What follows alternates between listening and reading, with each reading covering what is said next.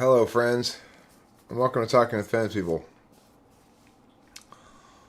I'm host Eric, and as you can see, it's kind of difficult to tell whether I'm rad or sad tonight.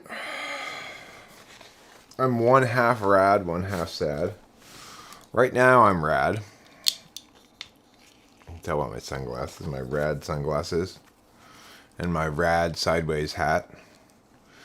If you want to try to be rad like me, there are lessons to be taken away from this. They're pretty straightforward. It's not that difficult to be rad. Just requires some sunglasses and a sideways hat and you're in business. Let me move this aside and do a little mugity meow and the mugity meow, as they say.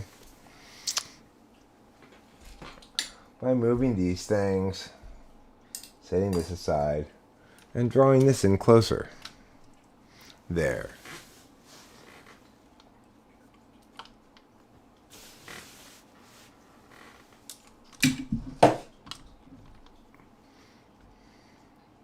There.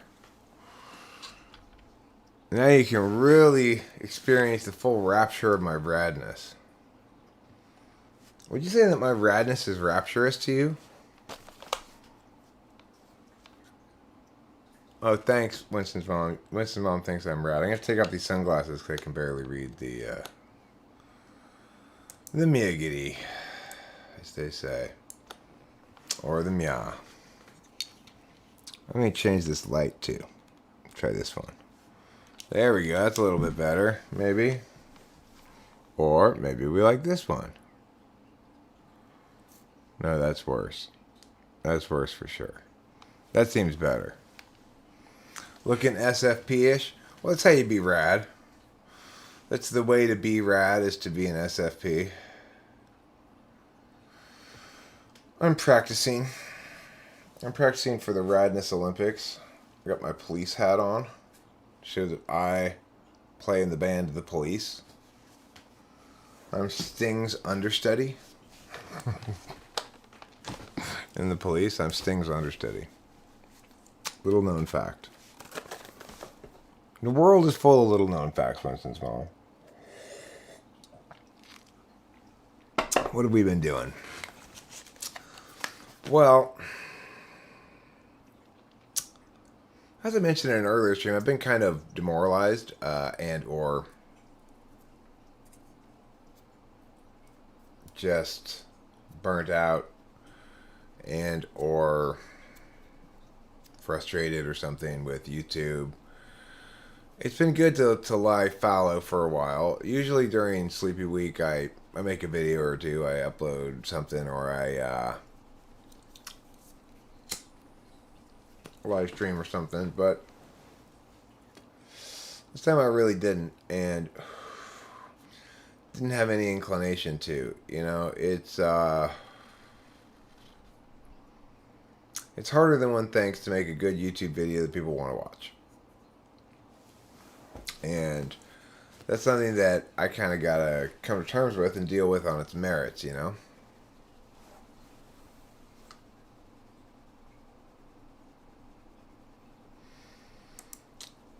Right. I have been. I think my ability to ignore the truth, sort of, is a good thing and a bad thing. It's like, it's allowed me to persist this long without really thinking about anybody else or how I'm doing comparatively or something.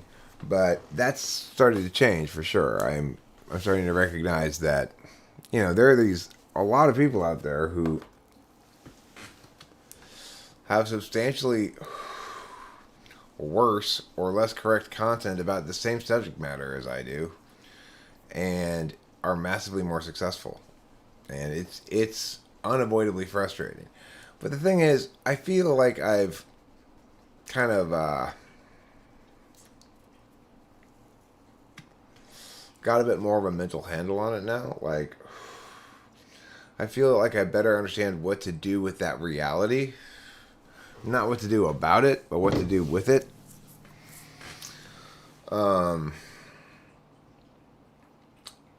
Which is to say, I need to sort of recognize that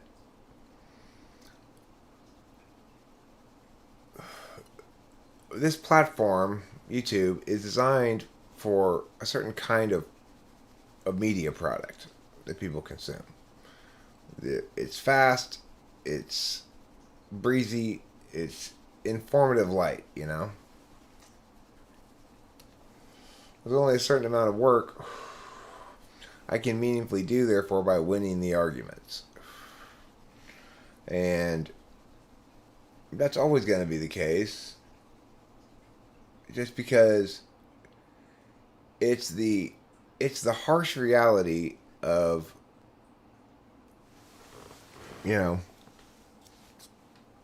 of what I'm saying being true. So that's the harsh reality of being the correct one in a world of people who don't know how to adjudicate what's correct by and large. It's something I talked about a lot more in the previous live stream. No, the conclusions I'm talking about are not what to do about it, but what to do with it. In my own narratives. So the thing is, as always, the answer is to be honest with yourself. That this is not the platform for making, I guess, serious psychological critiques about psychology, about modeling, about argumentation, and expect them to be taken seriously by serious-minded people. By and large, most of the people who are interested in cognitive functions and stuff don't want that much TI.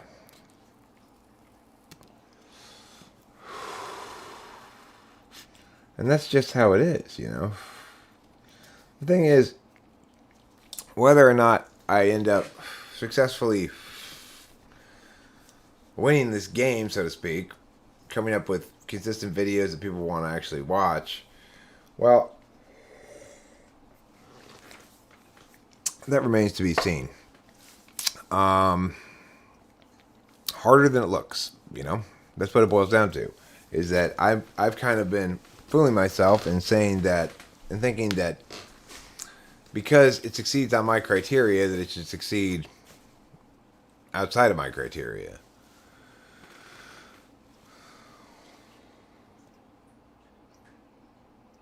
Again, Winston's mom, I'm not interested in having answers about what to do about the situation. That's what I've been trying to deal with heretofore.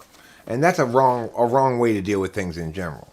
You don't try to figure out how to solve the situation. You understand where it fits narratively. And if there's solvency there, then there's solvency there. And if there's not, then there's not, But you try not to lie to yourself. That's the key thing. And the problem heretofore is I've been taking that approach, Winston's mom. I've been thinking about what to do about the situation rather than what to do about the narrative. And what to do about the narrative is much more important. Because if in fact there's going to be solvency on sort of conventional grounds, like that I'm going to attain more success or something, then it's not going to be by way of piecemeal TE. It's going to be predicated on some kind of paradigm shift within me of understanding, as all things must be. It's like, because I'm so mapping of a type, I have to have the map first before I really have meaningful changes. I think the map here is one that says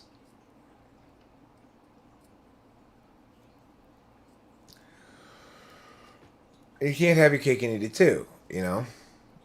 Either I'm going to pander for views in a way that makes videos that are breezy, easy, fun for people to watch, have lots of visuals, not a lot of informational content, really. A lot of NI and a lot of good FE and not a lot of TI.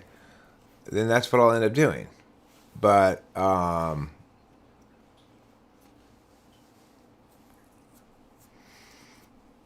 the narrative comes in place first. And heretofore, I've been trying to improve with just a base narrative of I'm tired of failing, but without really a clear understanding of why, you know? Well, I mean that's one possible approach to what to do about it. Is to go back to doing what has proven to be worked in the past, which is make type police episodes, make only type police episodes, um, make maybe one a week, upload it once a week, you know. Well, that's fine. I'm not worried about other people ripping off type police because they're never going to be able to do it as successfully as I do it.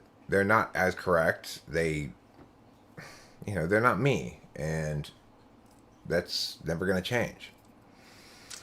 Especially people like Queen's Gambit, who's just like, I mean, he doesn't make watchable videos, so what is there to worry about?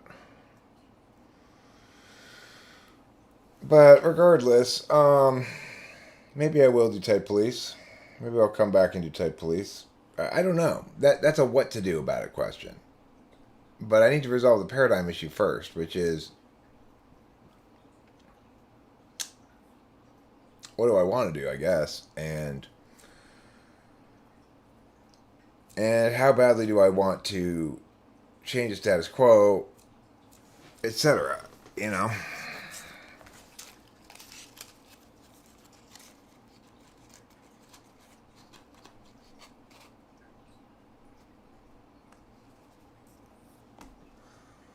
Yeah, I mean, it's just unwatchable. Brainwaves and stuff, I mean, come on.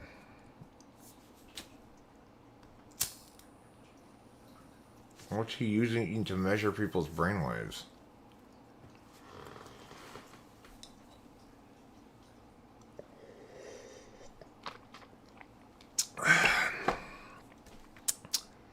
But you know, I feel up right now. I just feel like chatting. Really. I've been having various thoughts and stewing over various things for seems like a couple weeks now. A lot of my attention has been was on Rachel's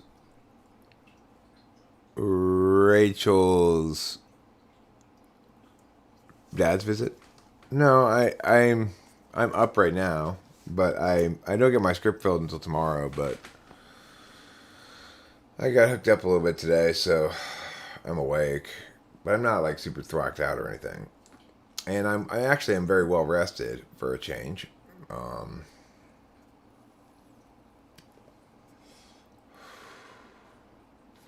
Spent some time with Delilah today. It's always very gratifying for me to do. We went to the geode store, and she loved it, and got her a couple of geodes, and you know.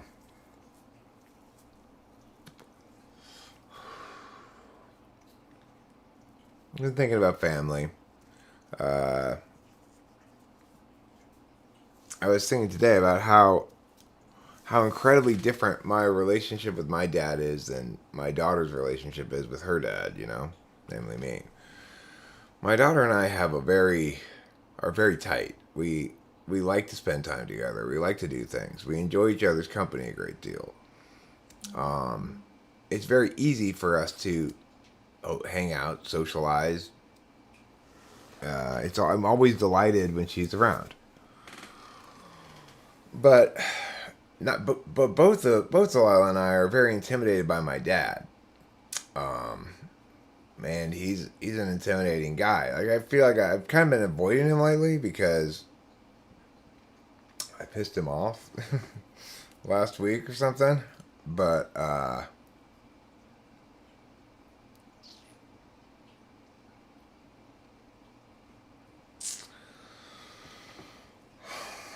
you know he's not still mad about it. You know he's good night, Frank Mathis. I don't blame you for going to bed. It's late. Uh, it's like that's anti-polar.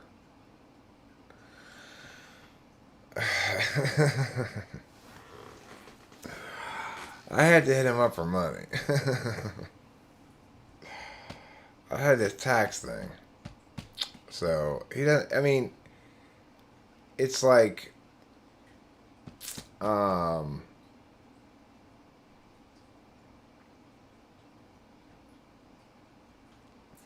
he never says no, but I don't like having to hit him up for money, and he doesn't like it when I have to hit him up for money. So, uh, that's why I've been kind of avoiding him, you know? It's like I feel like a complete fuck up, right?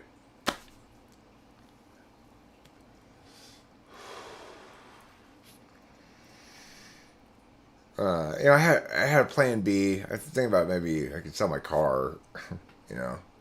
But regardless, so I've been kind of skittish around my dad lately, feeling like a bad son and a disappointment and stuff.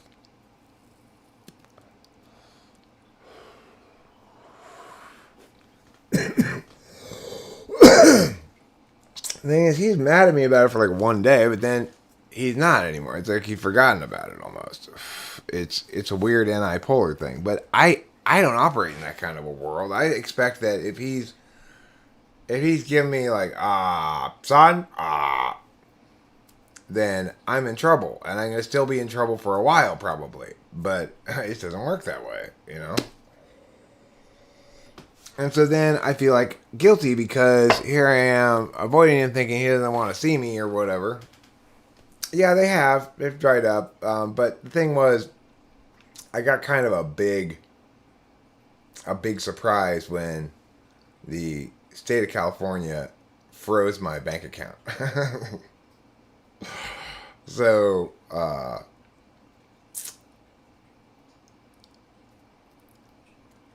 you know, and they since have unfrozen it. They took a substantial amount of money out of my account, and then they unfroze some dregs for me. So, uh, what did I do? I didn't pay my taxes it's from like 2015 or something. It was back when I was a LLC. So,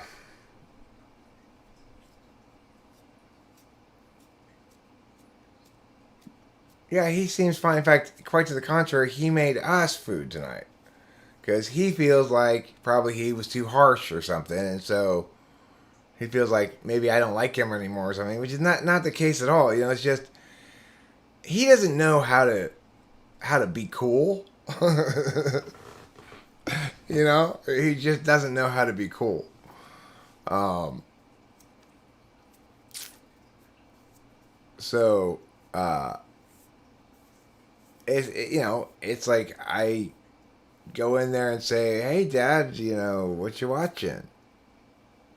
Or you want to watch the women's triathlon with us?" And just like, no, no, son, I'm son, no. But he doesn't really mean anything by it, you know.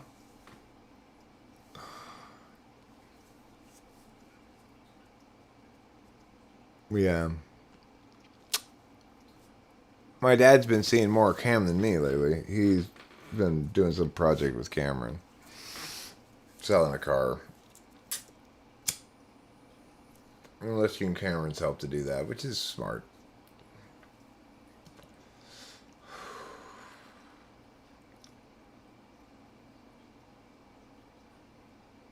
You know, part of being FI polar is not getting that you're worth something even if you're not producing or whatever. You know, it's like I don't have any faith in anybody's feelings until and unless I'm continually giving more than I'm taking. I'm always subject to being cut from someone's life. No, Cam was helping my dad sell his car. It's sold now. It was the Ford. Cameron took it down to the mechanic, got it all, I don't know. Sometimes my dad just wants to, yeah.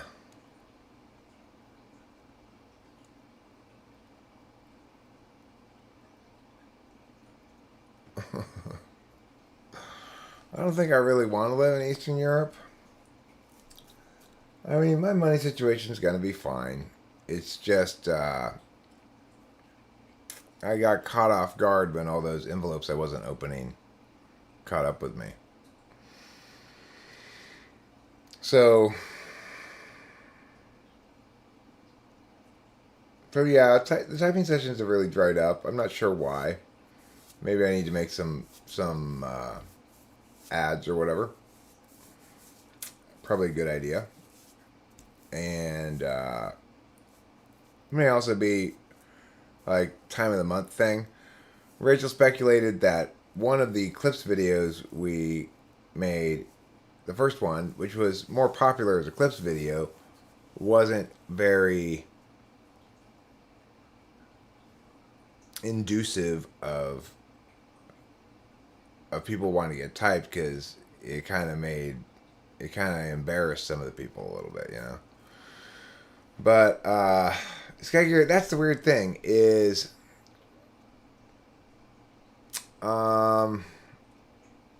it doesn't seem to your first point. Your second point is fine, although I'd say, you know, there's a substantial enough audience of people who haven't been typed by me yet and who could be typed by me that that's not really the significant problem. But the first one, the weird thing is quantity of uploads doesn't seem to have very much to do with success.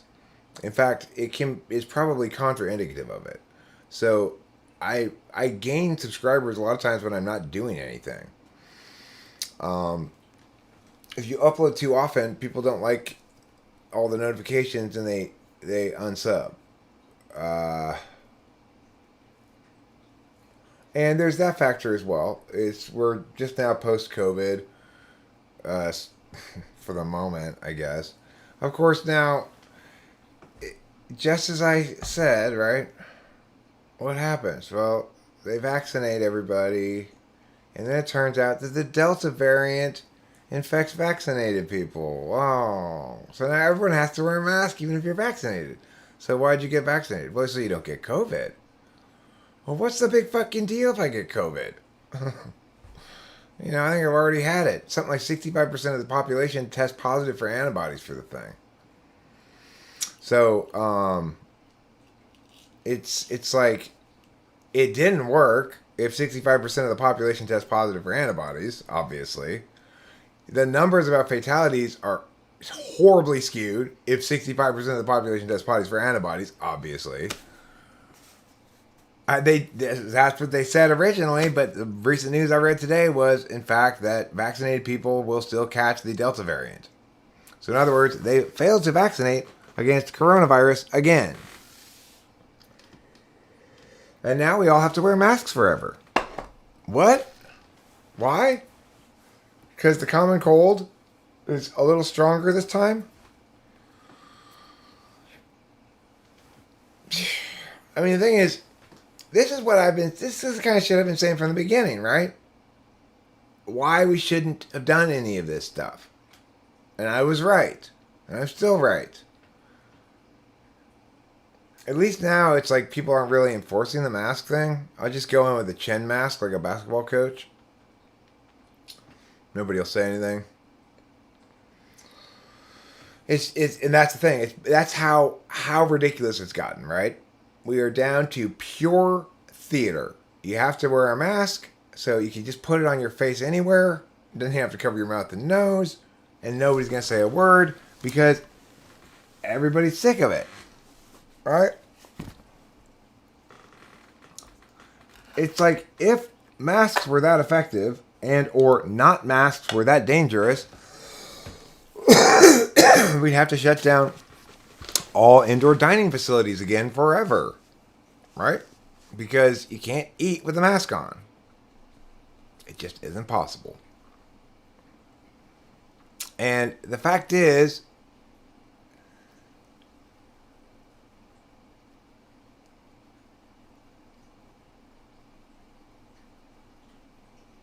If terrible and horrible are synonyms, why are terrific and horrific antonyms? Good question. That's a very good question. And so, you've got these. If the logic behind masks and social distancing is correct, then the lack of universal application of it renders it ineffective. And there's no disputing that there's no universal application of it.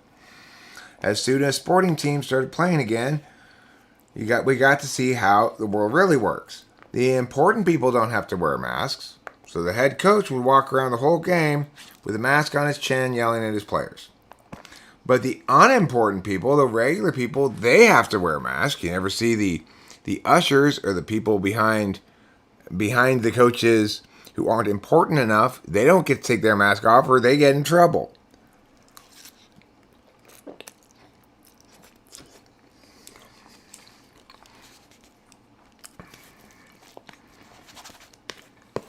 And so now we have this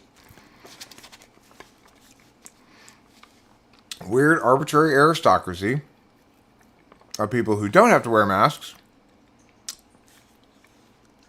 and people who do.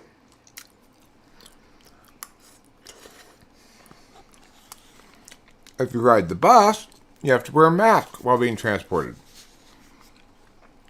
If you drive your own car, you don't.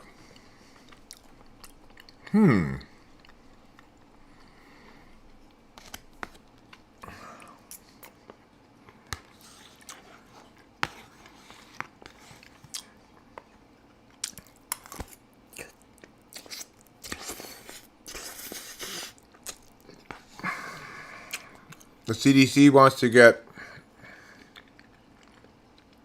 schools rolling again with masking of all the kids.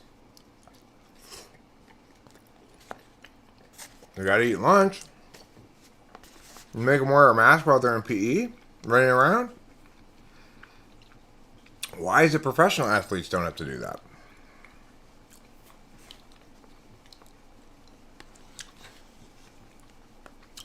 The thing is, if it's not universally enforced or applied, then it's just theater.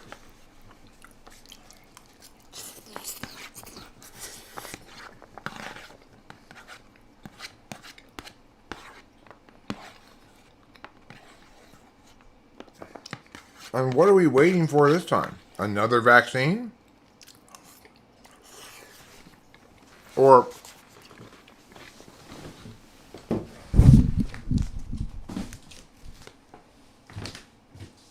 just masking indefinitely until all disease goes away forever?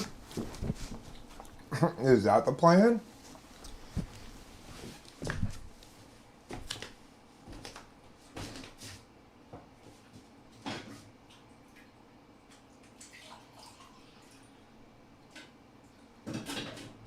I mean, at this point, the absolute insanity of the whole thing should be obvious to anybody. But where is the rush of people coming to the channel saying, hey, everybody, come over here. This guy was totally right about everything from the outset, where everyone else was wrong. We were all wrong, and he was right. We should listen to him. Where is the rush of people doing that?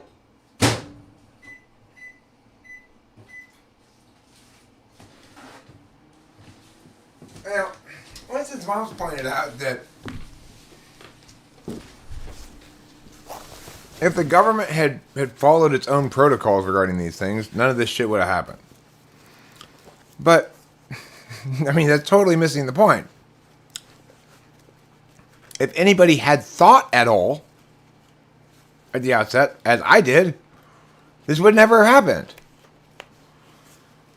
It's not about following the protocols. It's about a little bit of actual thinking. Just a little bit.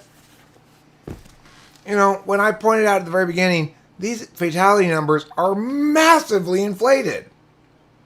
Nobody disputed it, but nobody changed their mind. When I pointed out, these arguments are predicated on appeals to ignorance. You can never successfully predicate policy on an appeal to ignorance. Nobody disputed it, but nobody changed their mind. I just don't get it. It's like, it didn't require any special knowledge, just a few observations and a little bit of intelligent thinking to realize at the very beginning that this was a fucking horrible idea. As I said many, many times.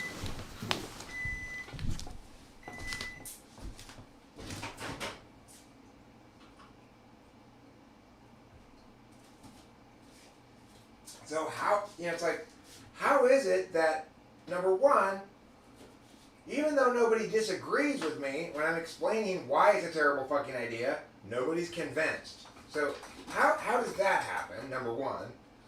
And number two, how is it that now that it's obvious to everybody that I was right all along, that throngs of people aren't rushing over here to go, hey everybody, this guy clearly understands better than everybody else because he was right about this. Or, hey, thanks so much for being right about this since I was so wrong. Where are the throngs of people?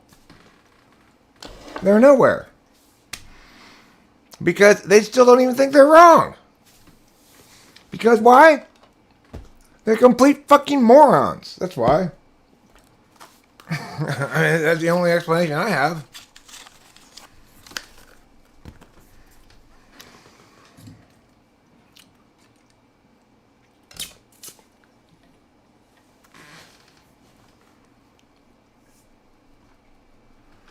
That's terrifically horrific would be like a good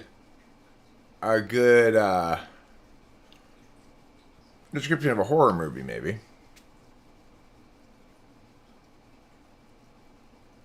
Yes, I did almost make that exact face. That's true. Tiny Man 6'6". That's the face I make when someone's tickling my clitoris.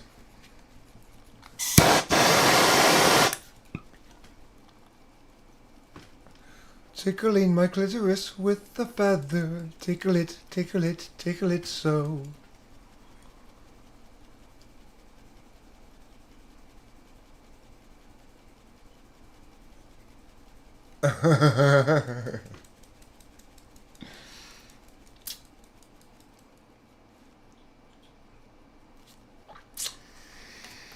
So, being terrifically horrific is tiring. Sometimes I just get tired of it. It's like, God, sustaining both being terrific and horrific concurrently is difficult. Well, I mean, there doesn't seem to be broad consensus about that yet. I mean, it's obvious to me, but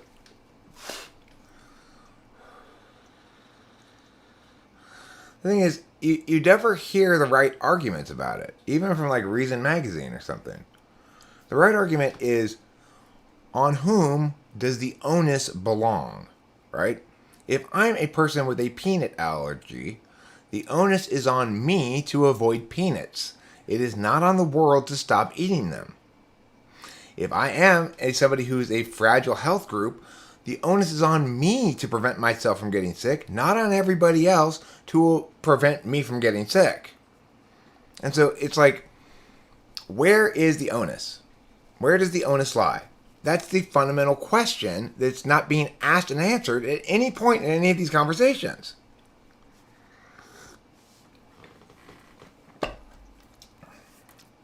And I mean, by anybody. Except me, as far as I can tell. I read these articles. I'm stunned time and again at the complete failure of everybody to avoid the substantive issue. I mean, to address the substantive issue. The failure of everybody to address the substantive issue.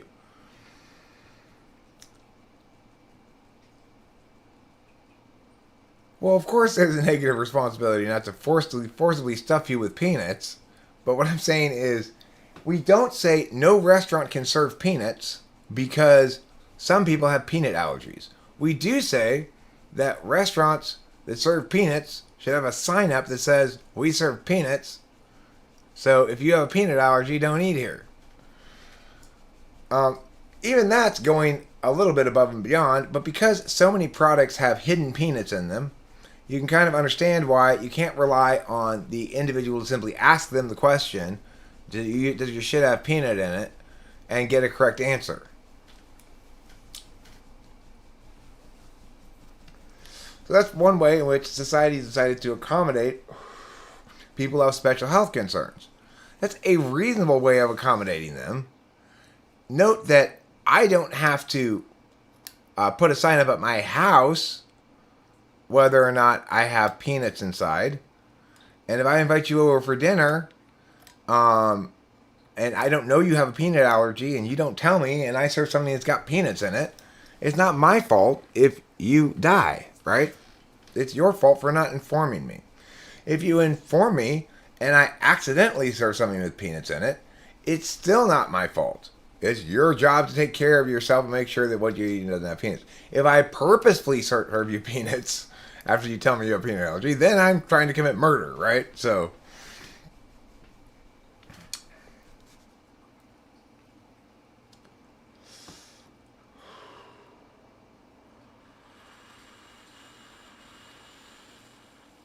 yes, we have peanuts in the house. I had a little bit of a embarrassing moment earlier when Rachel came out here after she'd gone to bed to get some peanuts, and the door was locked because I was watching pornography. So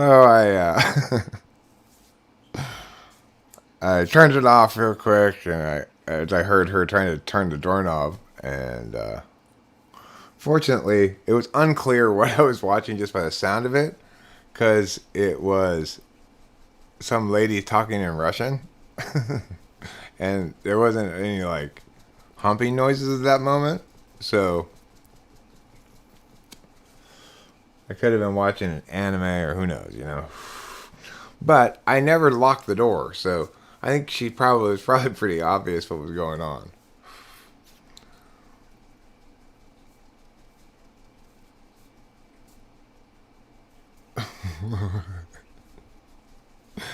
Hey, people with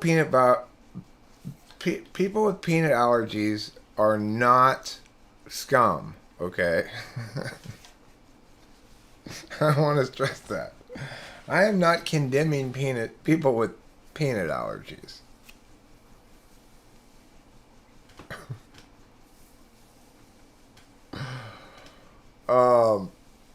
You know, it's like there's a certain amount of sort of civic-minded accommodation that seems like not a terrible idea. Like, the advent of more wheelchair ramps is broadly a good thing. Did it occur on the back of a mandate that was probably inappropriate? Yeah. So it's like, but you know, they kind of grandfather those things in. So I've got some old building that's not wheelchair accessible. They'll grandfather that thing in, and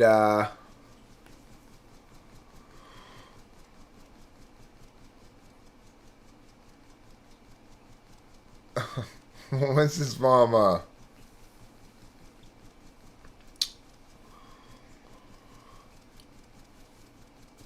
It was unusual because we had actual physical sexual times earlier, and I normally don't feel the need to ejaculate twice in one day, but sometimes I do.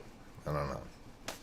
I guess, what was I watching? I was watching something that was making me horny, and then I started watching porn. Oh, I know. I started watching those clickbait videos, like 25 things you'd never believe if it weren't filmed. And it's always got, like, on the front, this chick with, like, big old boobs, like they're about to fall out of her shirt, you know? It's like, oh, I want to see what that is. And I click it. And it's always freaking clickbait. Like, the one I watched, this chick had these big old titties in the thumbnail. And then the thing that was, you wouldn't believe it weren't filmed, was that when she was still streaming, she thought she had stopped, she took out these pillows she put under her shirt to make it look like she had big boobs, because she really didn't have big boobs at all. And at that point I said, well, but I want to see actual big boobs. And before you know it, there I am, launching the incognito browser window and locking the door.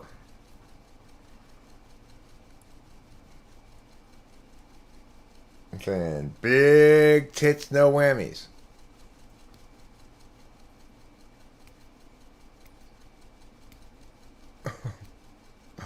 It's basically, yeah, it's basically like I don't even know it's starting until I'm well into the process of realizing that I'm looking for YouTube videos with cleavage, and then before I know it, I go, why am I bothering with these non porn things? If I'm interested in that, I might as well just rub one out. So,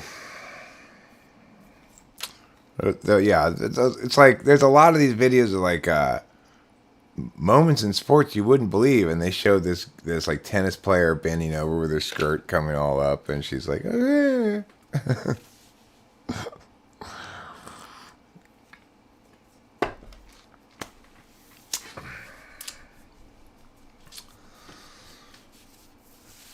So yeah, that's how masturbation happens. If you weren't aware, now you know. That's how they get you. That's how the chicks get you. with their bodies, with their boobs and their butts and their bodies and stuff. You know, they get you.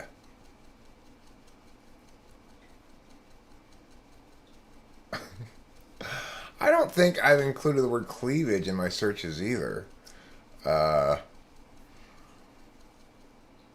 it just YouTube learns that I'll click on those things that say 25 20 closed circuit TV moments you wouldn't believe.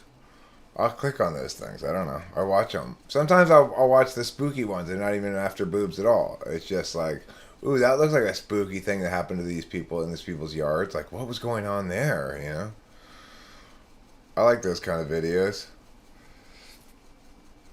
So some of them, like, I got to those videos by starting to watch. What I was watching before that was boxing videos about like hardest hitting boxers of all time, or like Muhammad Ali's best knockouts, things like that. And then it recommended this, like, 25 weird things in sports, which shows this cleavage. Before you know it, you're down the rabbit hole.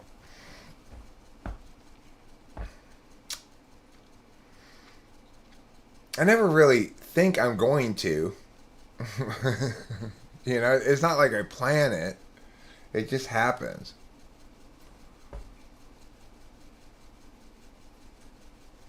By and large, I prefer to have actual intercourse, but even today, we had sexual times, but we didn't have sexual intercourse per se because it's the first day of Rachel's period.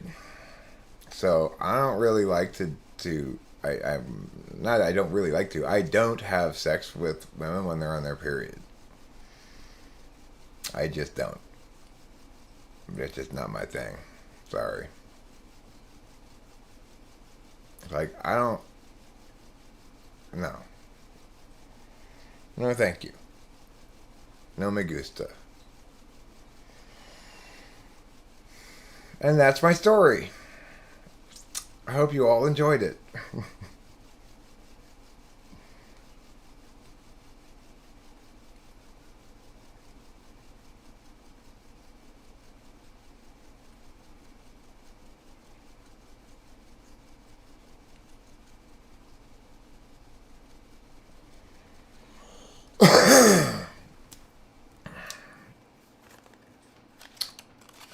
So I wanted to talk also in this stream, or maybe in an upcoming video, about Habili, whatever his name was, this idea in a previous stream that I didn't see in the chat, but I liked a lot, which talked about, why don't we talk about functions as being involuntary and voluntary, like physical functions, breathing, or blinking, or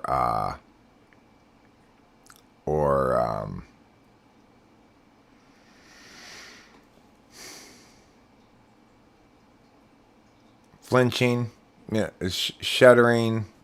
These are largely involuntary things. Some of them are voluntary, like breathing. But like your heartbeat, right? It's an involuntary thing.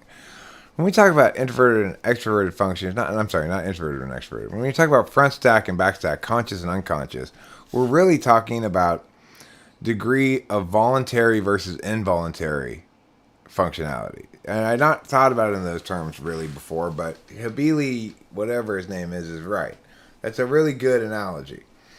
So it's like the thing about the 6-slot function is it's the most voluntary of the involuntary functions.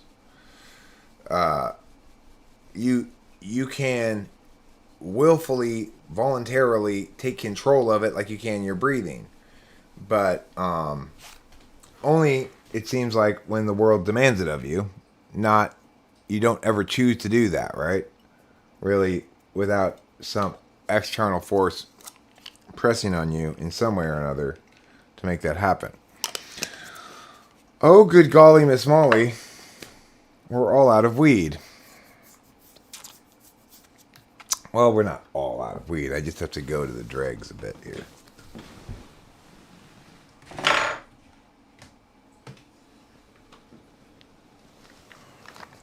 Okay. Time for some dregs. You know, this is actually quite a nice little nug. It's not even a dreg. Okay, I got a couple nice little nugs here. And just my first grab of randomness. So there's plenty of weed around, you know, in various trays and stuff. Hey, dabbing flight. It sounds like a good idea. A dabbing flight. I could go for one right now. But instead, I'll just pull this bowl. I think I'll use Rachel's bong. I had to get Rachel another new bong the other day because, of course, she broke another bong. She's really good at that. She's really good at breaking bongs. And that's fine because I didn't really like that last bong that much. This bong, which is so simple, right? It's so simple. It only costs $29.99 for a glass bong, which isn't bad. And you can see it's got no fanciness. It's just the bulb kind of bottom. But it smokes great. It smokes better than my bong, which is bigger.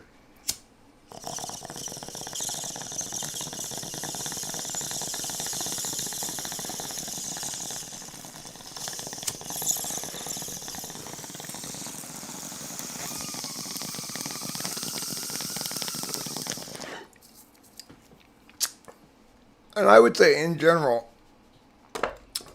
it's not worth the money to get a fancy bong. And if you get a complicated bong, you're doing yourself a disservice.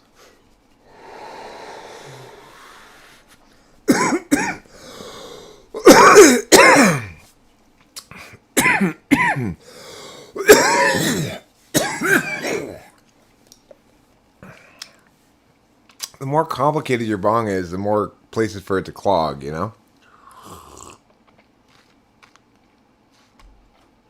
That's a little TE from Eric to you.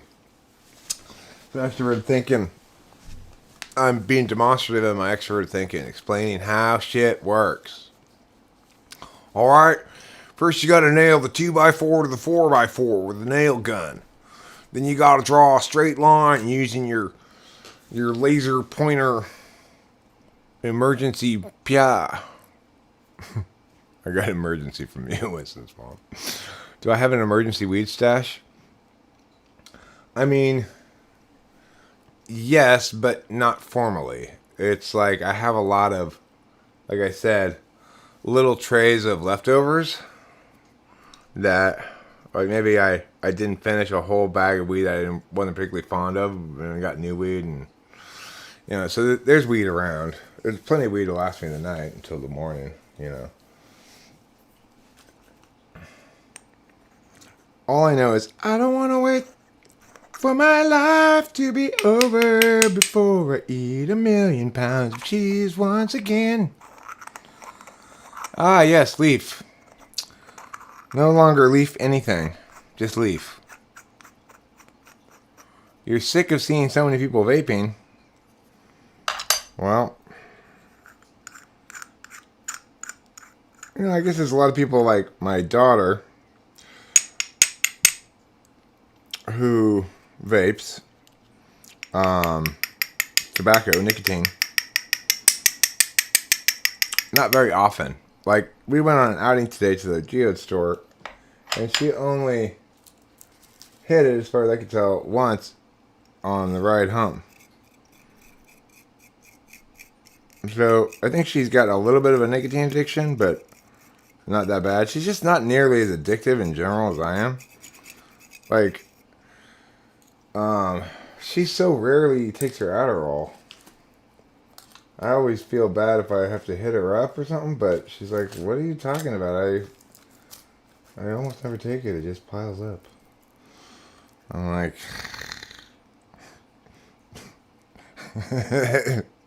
what? And it just piles up. What? That's crazy talk.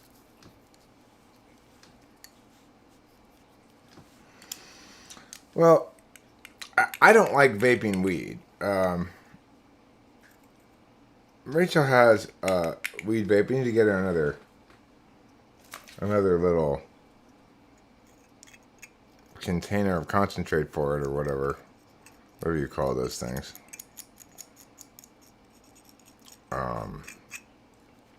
Cartridge, I guess. We need to get another cartridge for her because she's out of the last one. But I kind of like the last cartridge. But the thing about marijuana, from what I understand, is it has a what's the word they call for it? They say about it. It's like a combination effect. That the effect of a given marijuana is the result of the unique combination of a bunch of different cannabinoids and stuff. So it's like, that's why sometimes you get weed that tests higher but isn't as stony.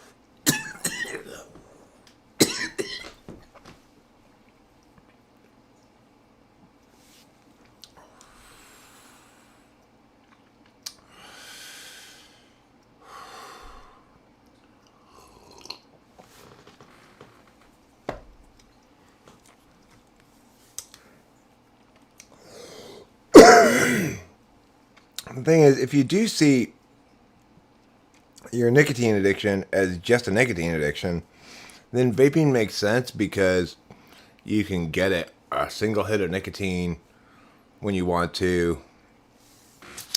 You know, it's like whenever I go on a plane, I always take a ordinary electronic cigarette with me because and wear a sweatshirt, and I can just put my head in my sweatshirt and hit the thing. Nobody can tell anything, you know. Because it puts out basically no vapor. It's just sort of nicotine, straight nicotine hit. So, thanks, guys. I guess that means that part of the live stream was in the rad category. This part's in the sad category.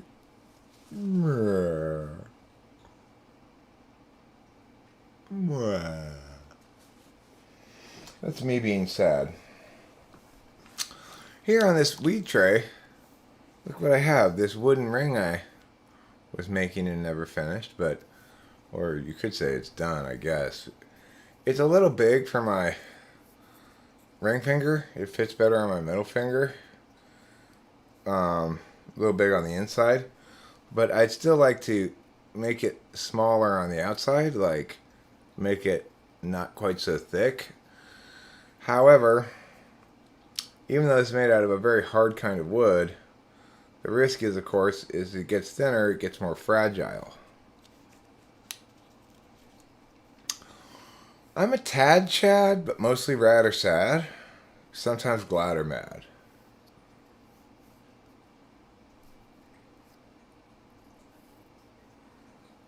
You got dizzy due to oxygen levels at your workplace. Do you work at the top of Mount Everest? That would explain it.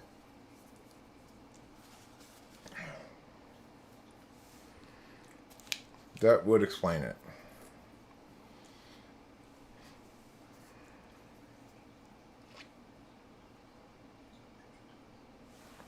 I like my wooden ring. I wish I could. I wish it weren't quite so fat, you know. I should probably try to sand it down a little bit more.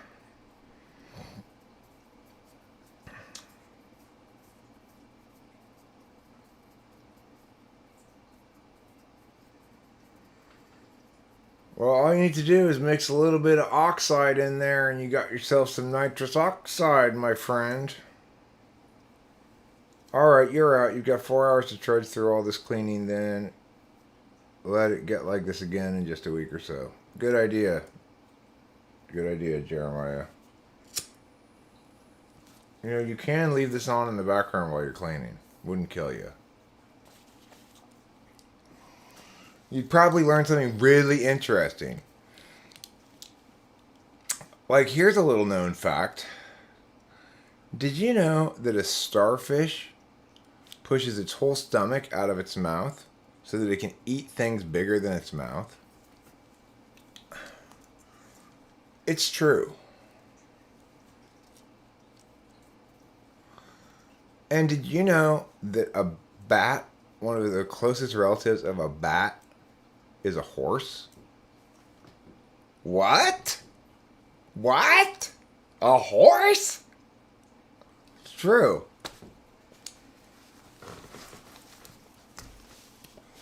You wouldn't think of bats being related to horses. But it turns out they're tiny flying horses.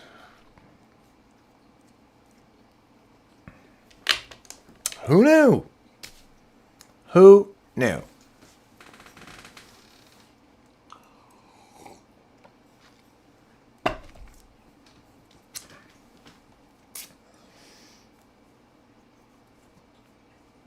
You know where I got these facts from?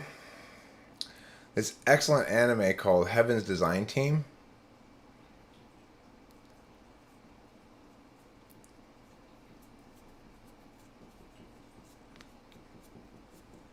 Yes, I've written a novel. I've written a novella as well. I've written some short stories that aren't really very good. But my novel's pretty good. I could probably write a better one now.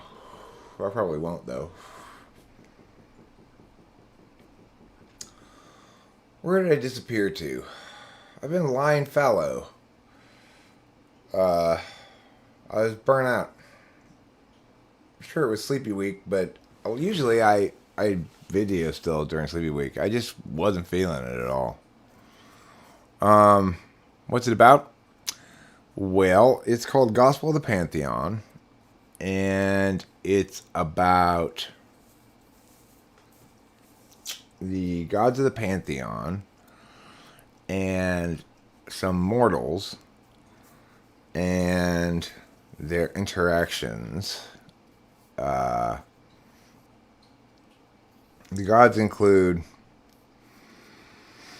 Baby Lady Bay, the goddess of like love and relationships and stuff. She doesn't play hardly any role in the book at all. I just mention her on the outset because the book mentions her at the outset. Then there's Entropicles, who's the god of stumbles and confusion, basically god of indulgence. Kind of like the devil, I guess, but not evil. There's Accutron, the dragon god of quality and objects. Yeah, I'll link it, sure. I'll find it someplace. I might even have it in my hard drive. Yeah, yeah, yeah. Google Drive. Upload, yeah. I think I have it in my Google Drive, maybe. Let me see. And there's the god, the Beholder. The Beholder judges art and says whether it's good or not. you know. She lives in a giant eye. A giant stone eye. Hence the expression, beauty is in the eye of the beholder.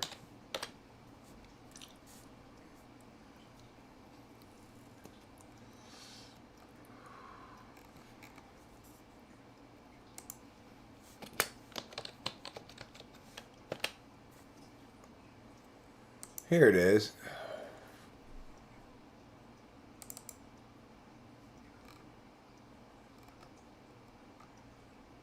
Yeah. This is it. Let me open it with Google Docs. No, I don't want to open it with Google Docs. That's a dumb idea. Just leave it in Google Drive. It looks better in Google Drive than it does in Google Docs. Share. Share, share, share alike. Share and share and share. Share, share, share alike. Share, share, share, share, share. Okay, there, I got it now. And here is El Linko. El Linko a El Buco. Or Libro, as they say in Mexican.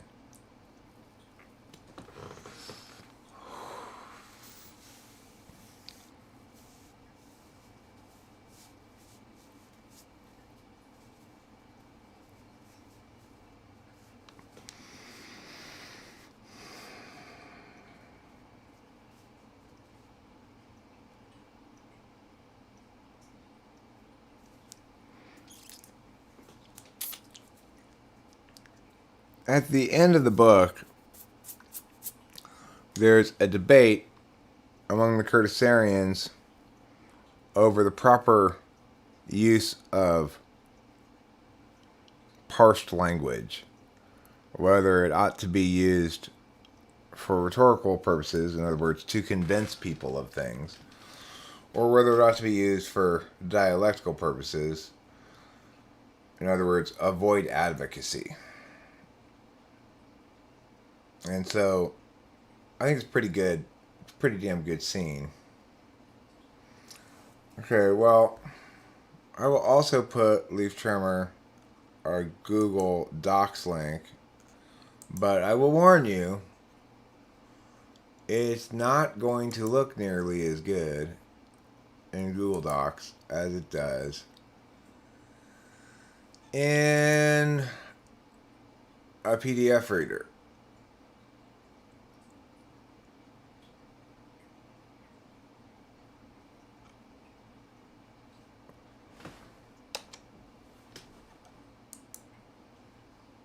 Walk my way, and 1,000 violins begin to play. Oh, it might be the sound of your hello. The music I hear, I get misty the moment you're near. Alright, here's a Google Docs link. Maybe that'll work. You never know. I need a new phone. One that won't make me sick. One that won't make me feel so bad. One that won't One that won't make me nervous. Tell me what to do. One that makes me feel like I feel when I'm with you. When I'm alone with you. Name that tune. Name that tune is today's game. Who can name that tune? The artist and the name of the song.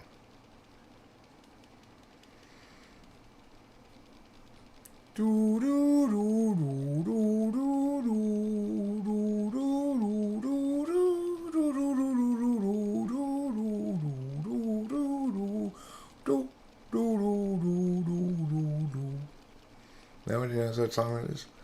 It's I Need a New Drug by Huey Lewis and the News. I want a new drug. One that won't make me sick. One that won't make me meh. One that won't meh. One that won't make me nervous. Knowing what to do. One that makes me feel like I feel when I'm with you. when I'm alone with you. You knew the answer, but you didn't push the buzzer, did you, Genexial? So you get 0 points for that. 0 points.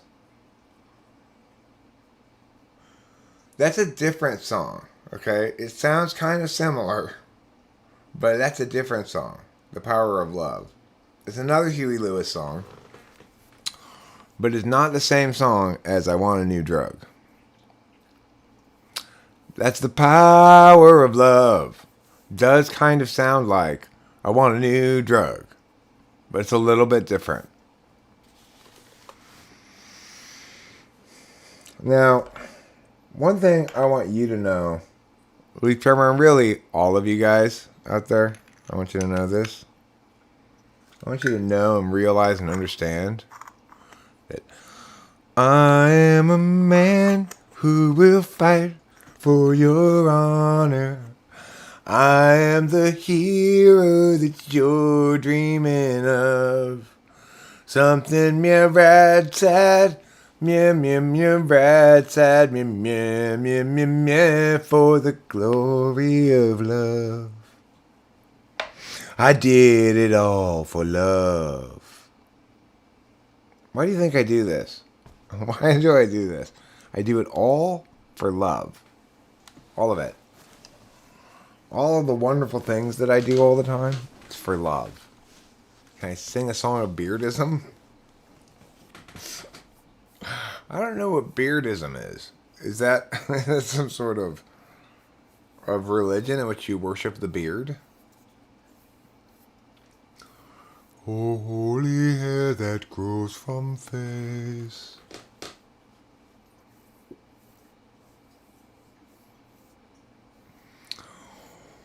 Oh, holy hair, come forth from my face and cheeks, grow out from lip and chin, cover my face and feet, O beard and then. O blessed beard, rain down thine truth, thine holy truth, upon thine flock. O holy beard, so beardy true, reign above, like God are you. There, that's one of the psalms from the Beardist Church. The Beardists. Yeah, we worship beards. We think that God is really just a big beard. Some people in the church have an alternate interpretation that it refers to a girlfriend who's pretending to be pretending to be a romantic partner or a homosexual male in order to convince everybody they're not homosexual. But that's not the official church dogma. It's about this right here. The beard. The male beard. Now, we welcome females with beards too, of course. Your older women often begin to be graced by a beard as they enter their 80s. Shockingly, no one at the nursing home seems to have decided it worth clipping off of my mother's chin, but who am I to complain? I could chop it off myself, I suppose. Some people have beards and shaves away the mustache. That's just called shitting where you sleep. Okay? That's what that's called.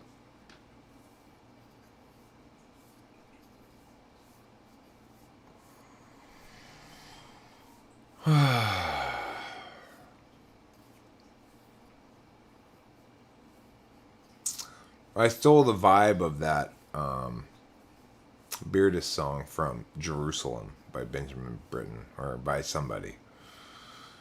It's not the same tune, but it's got kind of a similar vibe, you know. Jerusalem is one of my favorite songs to sing a cappella. There's certain songs I like to sing without any guitar or anything. I just like to sing and walking around or whatever. And Jerusalem is one such song because it's from my choir boy days. Back when I was in the choir, we would sing this song. This is one of the songs we sing. It's one of the songs that I um I liked more than some of the other ones.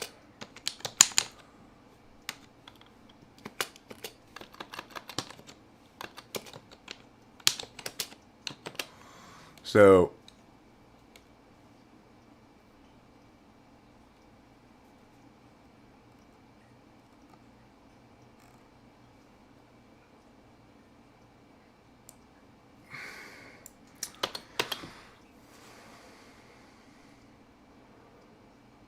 where is it?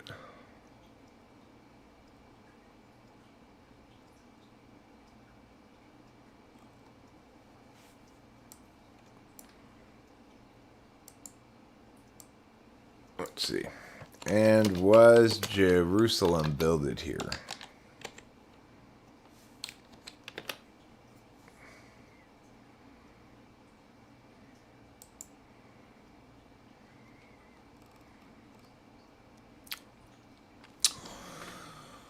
And did those feet in ancient time walk upon England's mountains green? And was the holy Lamb of God on England's pleasant pastures seen? And did the countenance divine shine forth upon our clouded hills? And was Jerusalem builded here among these dark satanic mills? That's probably how high I sang it as a kid, you know. Bring me my bow of burning gold. Bring me my arrows of desire. Bring me my spear, O clouds unfold. Bring me my chariot of fire. I will not sleep from mental fight, nor shall my sword cease in my hand, till we have built Jerusalem in England's green and pleasant land.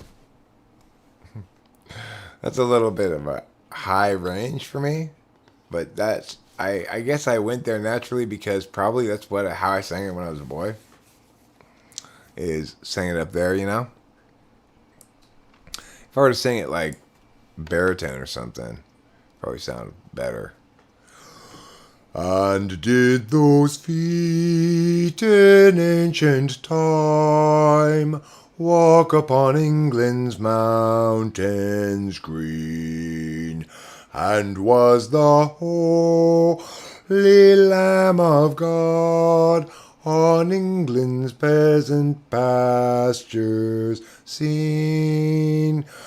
And did the countenance divine shine forth upon our clouded hills?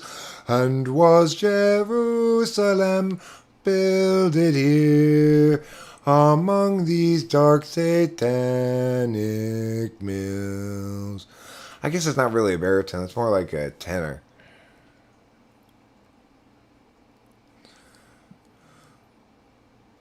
Bring me my bow of burning gold. Bring me my arrows of desire. Bring me my spear, O clouds unfold. Bring me my chariot of fire.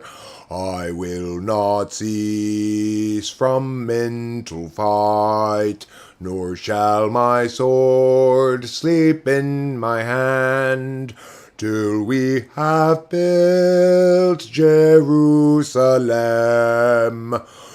in England's green and pleasant land. That'd be more baritone.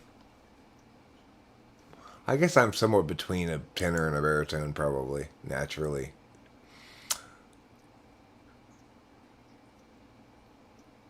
Elton John is gay?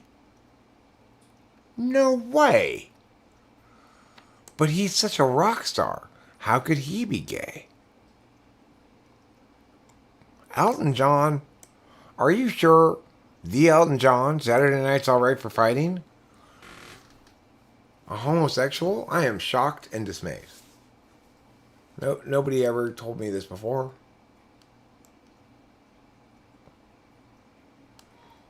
Who's next? Liberace? Talk about a masculine piano player. Nobody could doubt that that man is into women.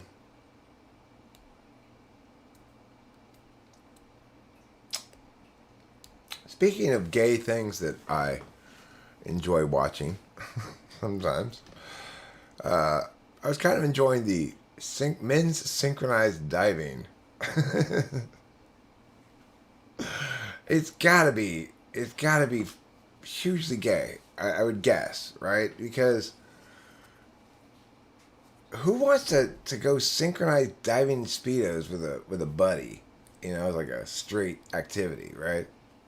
Hey, bro, want to do some men's synchronized diving? You know, just to bro down a bit. Do a little, put on our speedos, do a little synchronized diving. Put on our speedos, shave our bodies, and synchronizedly dive. What do you think? Oliver, you want to come over and do some synchronized diving with me? Don't forget your speedo. We're just gonna bro out, just bro down, bro out, and you know, talk about girls and stuff.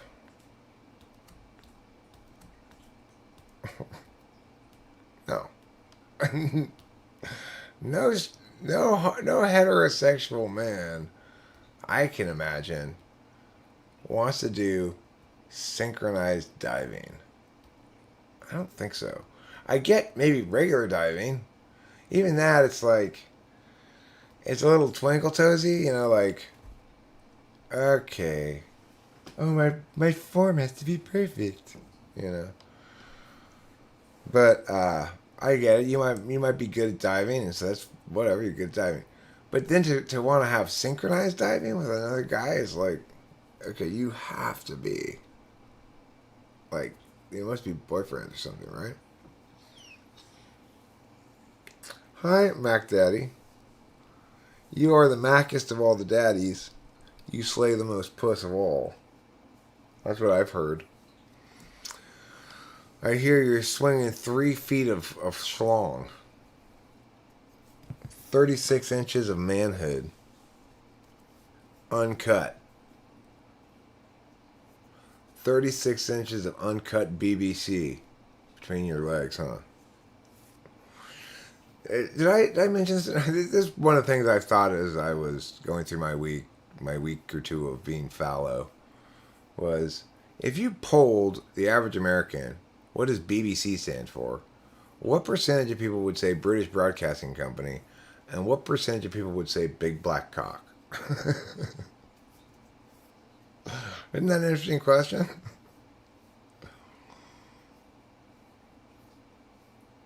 Five feet. My bad. You're packing a full 60 inches of wiener, huh? So, I mean, you literally have to either like wrap it around your leg or coil it up or something, right? Or else it drags on the ground.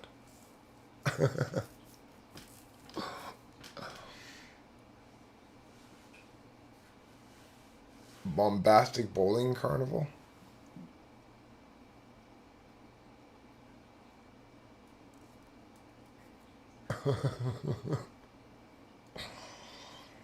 A submarine?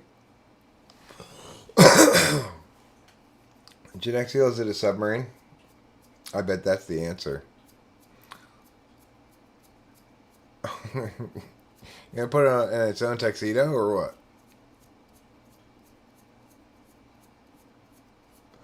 Okay, I promise, Tiny Man 66.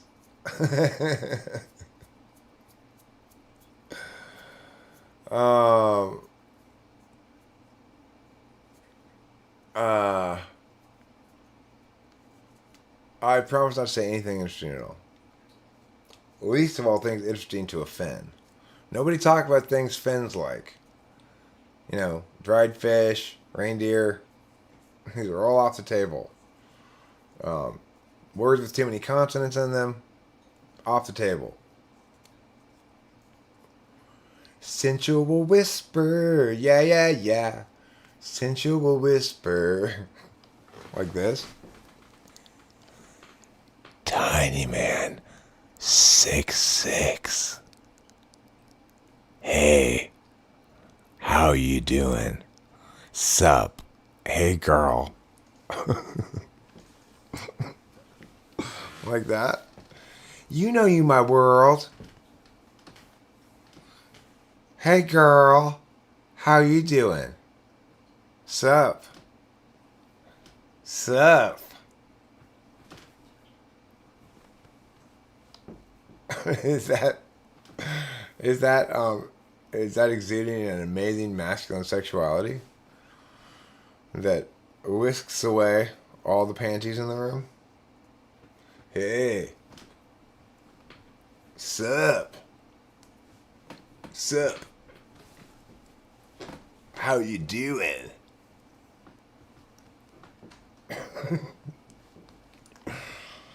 And that's how to be masculine, if you want to know. If you wanted lessons from me,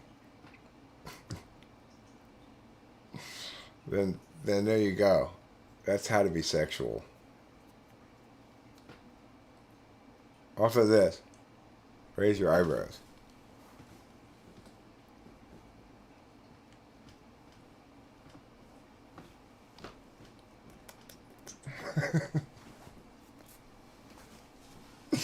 That's how I tell Rachel it's time for intercourse. Actually, I'm likely to say something like, I'm thinking it might be time for intercourse. What do you say? What do you think? That's probably how I'm likely to engage her in intercourse, to be actually accurate about it. Okay, here you go. This is the real panty dropper.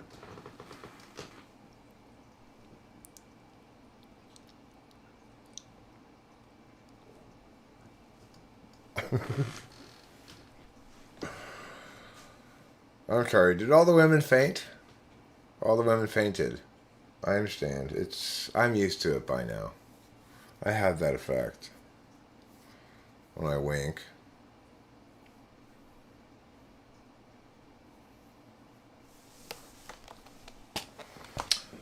Well, I don't use the word coitus because that would be too referential to The Big Bang Theory, which is not a show that I particularly like, and I don't like referencing things on a regular basis.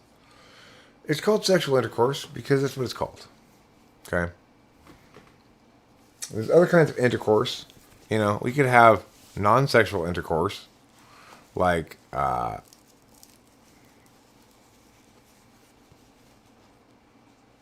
guess, a doctor delivering a baby is having non-sexual intercourse with you. I mean, there's other kinds of intercourse that don't even involve your body.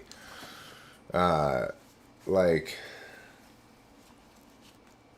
there's an intercourse of two rivers, right, where they come together and mush together into one thing.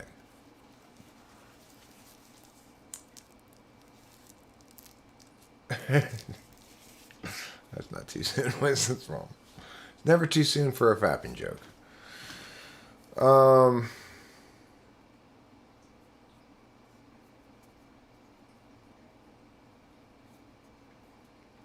Yeah. I remember bleeding a little bit when my hymen was broke. When my penile hymen was broke. Bled from the tip of my nose.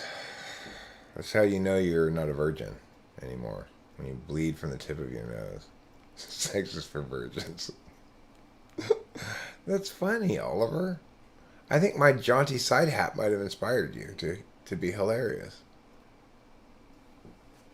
It did, didn't it? It's all my hat's fault. It gets all the credit. I'm young. I'm fun. I'm exciting. Hey.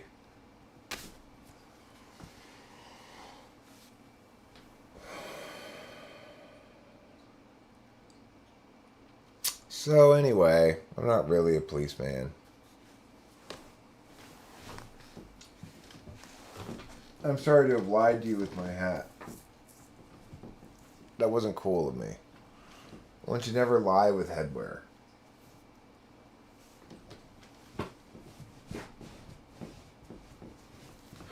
That's violating a very sacred trust.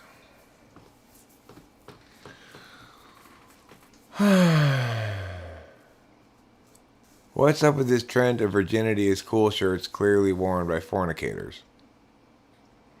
Well, it's a wistful longing for that which they lost. Wistfully do I long for my virginity, my nativity, my bodily innocence. That time before my dick went in a vagina. Thus do I celebrate it, like the American Indian. Only worth celebrating long after it's been destroyed.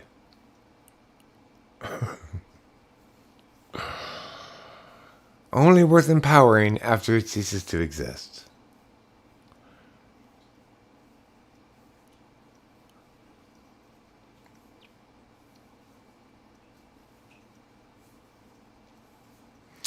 A good way to get laid if you're a girl is probably to wear a shirt that says, I am not promiscuous. When you get a bunch of guys go, oh yeah? Let me put my moves on you. At which point you may get 1 to 2 hey hey heys. Or being coquettish. Hey. Oh, I'm hiding because I'm shy. Oh. That's how you be coquettish. If you want to really turn on the flirtatious charm, learn to master the art of the coquette. No, that's not coquettish. It's coquettish with a Queettish. Namely,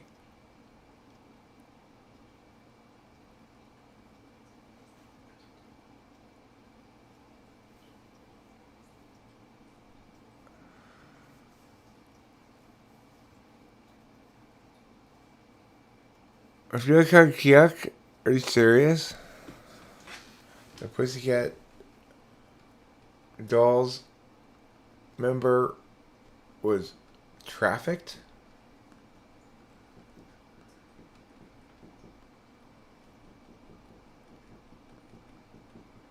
Maybe I should make some. What is my face in various expressions? Sad. Glad. Rad. Mad. Plaid. How do you have a facial expression that conveys plaid? You don't, really.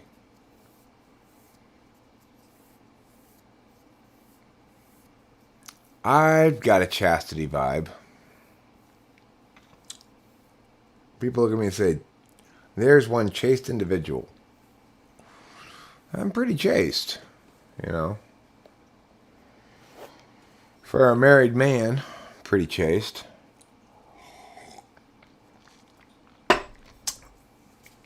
I limit myself to one woman, and have sex less frequently than once a day. So that's fairly chaste. I mean, it's a lot less chaste than if, say, I had a chastity belt on, but still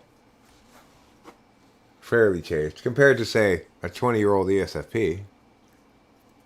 I'm quite chaste. I don't know if it's a virtue or not, though. Could just be old age. Or my just general non-physicality.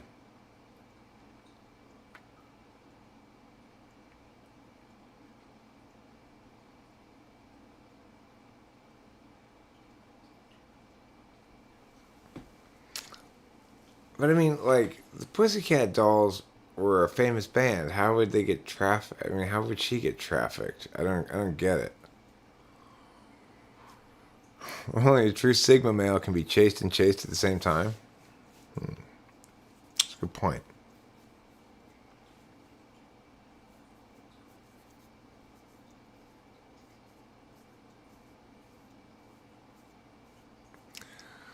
Wait, Trimmer, will you stop obsessing about this shit? I don't like hearing about it all the time. Now, granted, okay, this is really not fair to you because I brought it up based on Fyuk Hug Kyuk stuff. But he's talking about the Pussycat Dolls person being trafficked. And now you're talking about boy band boys being touchy with their managers being touchy with them or something. It's like, why is this topic so huge in your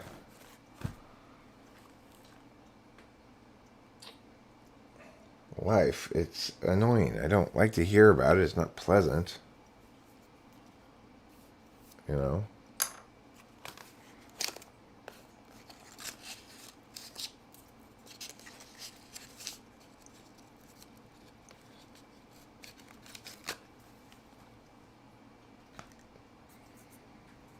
Well,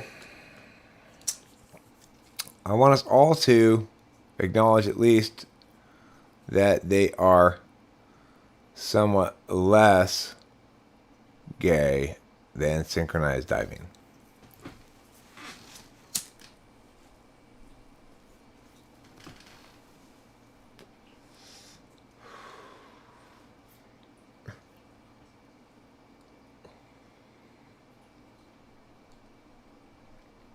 Someday the Olympics are just going to have a sport like synchronized ball toggling or something where you two guys go like this with each other's nuts. Oh, well, that's good.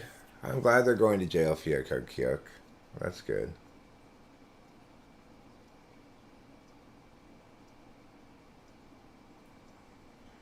Oh, okay. Well, I guess I was a little unfair to you in this instance, Leaf Trimmer. Sorry. I have to say, in all my years in the boys' choir, nobody ever tried to molest me, okay? Maybe I just wasn't very attractive as a child, I don't know, but as far as I know, nobody tried to molest anybody. Shocking, I know. It was a secular boys' choir run by two gay men, and I can assure you, to the absolute best of my knowledge, there was zero molestation going on. And we'd go on, campaways and stuff. There was no, like, special boys going to their room. None of that shit. Nothing like that. It was totally above the board. It was all straight up choir. They were like, angry choir directors. They were not... I don't remember them as being nice, nurturing, touchy at all. Nothing like that. It's like with any of us. I don't ever remember them being like that at all. You'd think, it's the sort of thing that alarmists freak out about. What? Why are these gay men running a boys' choir? Well, because they're into singing and stuff. That's why. And that's it. And that's all. They're probably in a relationship with each other, I guess. Mr. Barron and Mr. Bamer. I don't know that for sure. I don't even know if they were... Technically, I don't know if they were gay, but they were confirmed bachelors. Which meant back in the day is what my mom would say. If... I guess that was what they were if you weren't heterosexual. I wasn't really sure. I didn't know,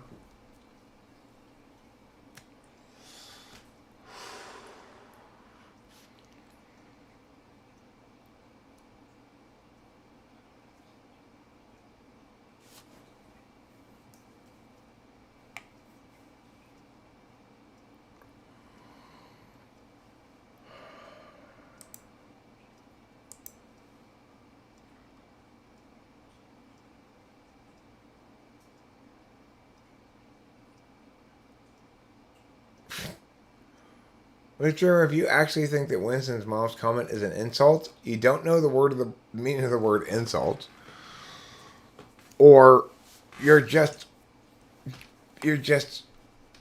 insanely sensitive.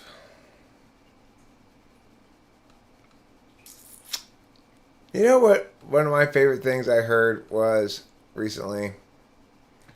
I just absolutely loved the response of the silver medalist in women's skateboarding from Brazil. She was 13 years old. They asked her about gender inequality in sports after the event, and she said, "There's no gender inequality in sports," and laughed. It's like, that makes sense, right? And then I see this ad where it shows all these like women directors talking about how they're making this film. It's all all the parts of it are directed by women, and how empowering that is, and how important it is that women are be included. Ignoring the fact that they're currently in an ad for a production that they're directing. So the only possible thing to say about gender inequality for them is, that's not my experience at all. Right? Obviously, because here I am sitting here directing this shit. So obviously it's not a problem for me. And the Brazilian girl, she gave an honest SI kind of response, which was, oh, of course there's no gender inequality in sports. Because she's never experienced it, right? That's called being smart versus being dumb, right? Those adults sitting there, super empowered, complaining about a lack of empowerment, is stupid. That girl, super empowered, laughing at the notion of an inclusive, generalized sort of disadvantage, is smart.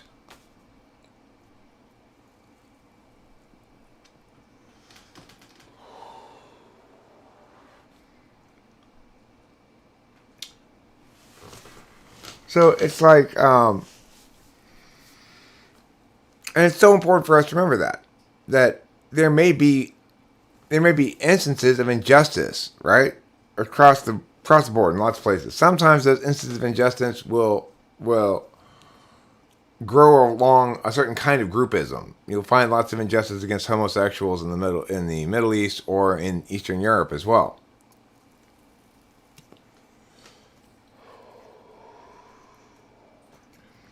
But that doesn't mean that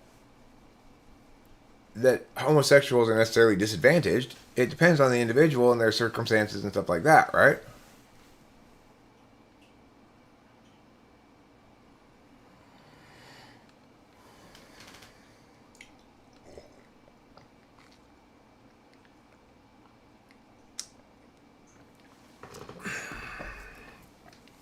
Yeah, I don't hate NSYNC. They're not terrible. I mean, probably most of their stuff is, but they've got a couple of good songs. I don't really know their non-hits. I'm not well versed in their deeper catalog, but you know, I know that Justin Timberlake was the cutest one. He was the one in the poster in my room. Oh, Justin, I'd say before I went to sleep at night, you're so cute. I wish I were Britney Spears. Then I'd be your girlfriend. Those are the things I'd say to my poster.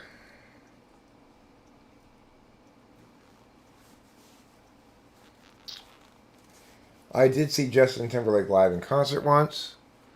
Surprisingly good beatboxer.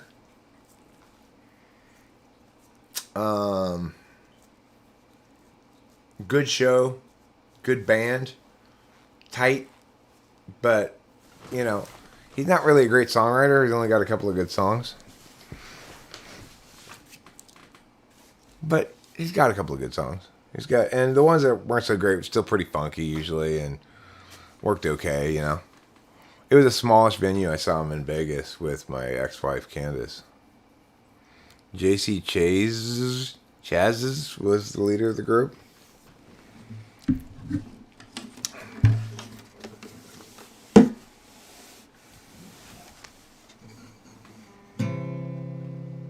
I wanna be in a boy band.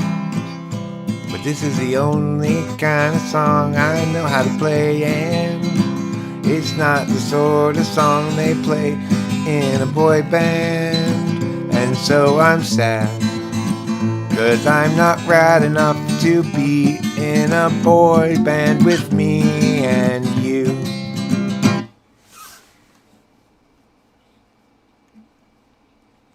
I wanna be in a boy band.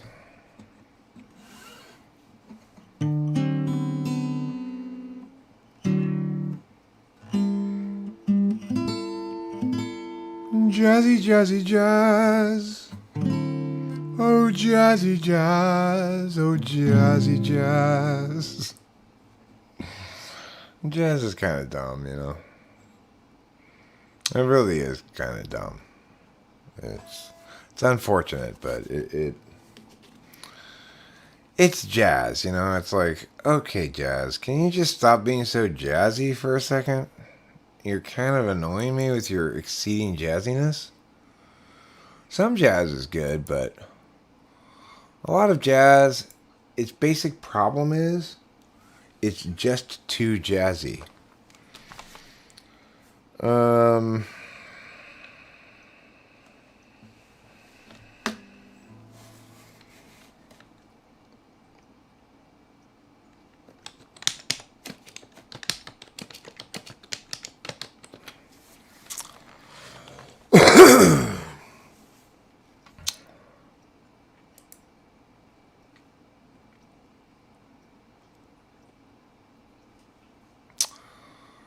Jazzy, jazzy, jazz. But here's some fun jazz for us to play. I always like to play this song.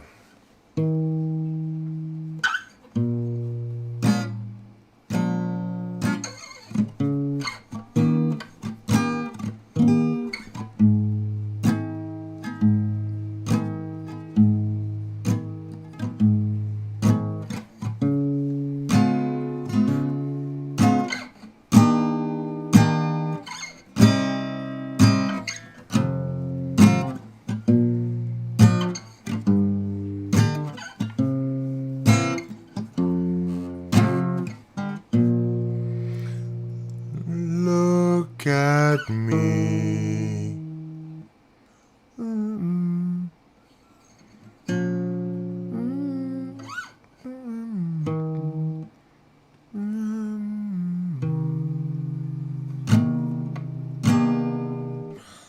Look at me. Look at me. I'm as helpless as a kitten up a tree, and I feel like I'm clinging to a cloud I can't understand. I get misty just holding your hand.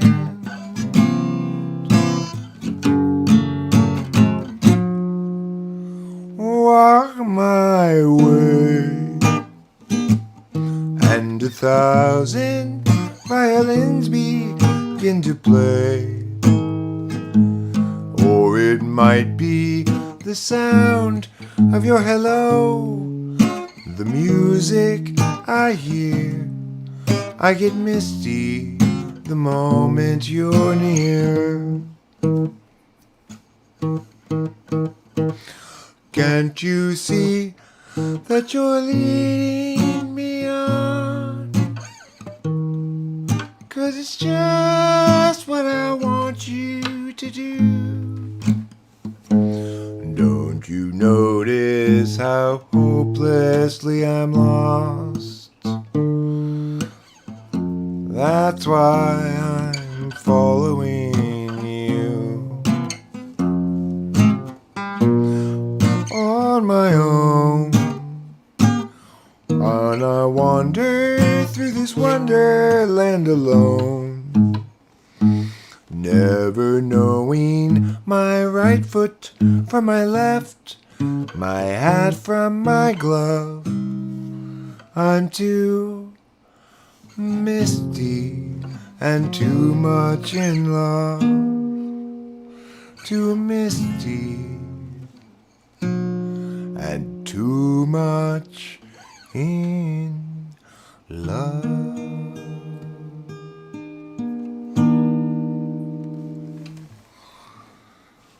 That was Jazz Favorites on Jazz Tonight, here on the Jazz Channel, where it's jazz all night long. Nothing but the jazziest of jazz songs, full of jazz and jasperese.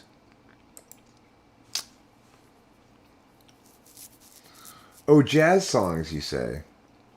Oh, I love jazz songs. They're so jazzy. What's another jazz song I could play?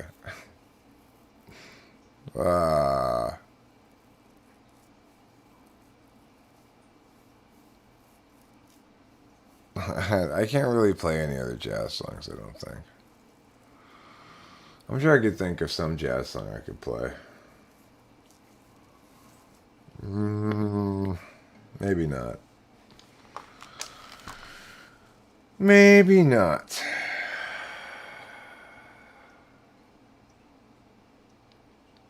Maybe I can't, after all.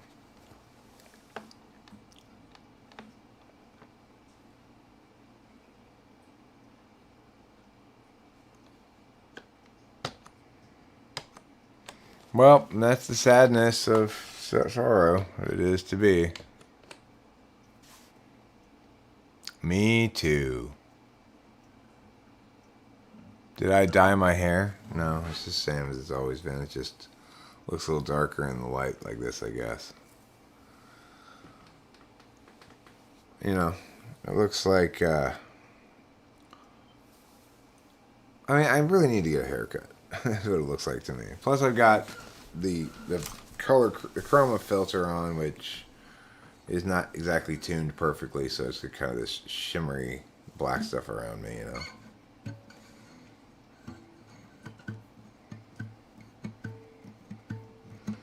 Old school forum message board for GWFP. That's not such a terrible idea, really. It really isn't a terrible idea. I've heard worse ideas from people in the park. Some folk call me a rambling man, 'cause I do a lot of thumbing and a kicking canes, but it won't do an ant so good to call me names. My daddy wasn't well at Woodrow. I wasn't born and raised in no ghetto, just a white boy looking for a place to do my thing. I don't need no handout living, don't want any part of anything they giving. I'm proud and wild and I got a song to sing. Well, I said a few things and I'll admit it. If you want to get along, you gotta hump and get it. You gotta know no place to do my thing. I'm gonna find me a wealthy woman. I'm gonna find me a wealthy woman in a line of work that don't take no diploma, 'cause I ain't got much to lose but lots to gain. Don't help. You might call me Eric. I'm gonna find me a wealthy woman in a line of work that don't take no diploma, 'cause I ain't got much to lose but lots to gain. You might call me a good time fella, but I ain't no black and I ain't no yellow, just a white boy looking for a place to do my thing. I don't want no handout living, don't want any part of anything they giving. I'm proud and wild and I got a song to sing. Well, I said a few things and I'll admit it. If you want to get ahead, you gotta hump and get it. Just a white boy looking for a place to do my thing. Small town boy, been around a little, like guitar and I like. Small town boy, been around a little, and I like guitar and I like the fiddle, 'cause that's the sort of soul to expand my plane. Blue-eyed Billy, beard and ready, I've got to work just to be somebody, just a white boy looking for a place to do my thing. I don't want no handout living, don't want any part of anything they giving. I'm proud and wild and I got a song to sing. Well, I said a few things and I'll admit it. If you want to get ahead, you gotta hump and get it. Just a white boy looking for a place to do my thing. Yeah, I said a few things and I'll admit it. If you want to get ahead, you gotta hump and get it. Just a white boy looking for a place to do my thing. I said a few things and I'll admit it. If If you wanna get ahead, you gotta hump and get it. Just a white boy looking for a place to do my thing. That's a fun song. That's a fun little racist ditty.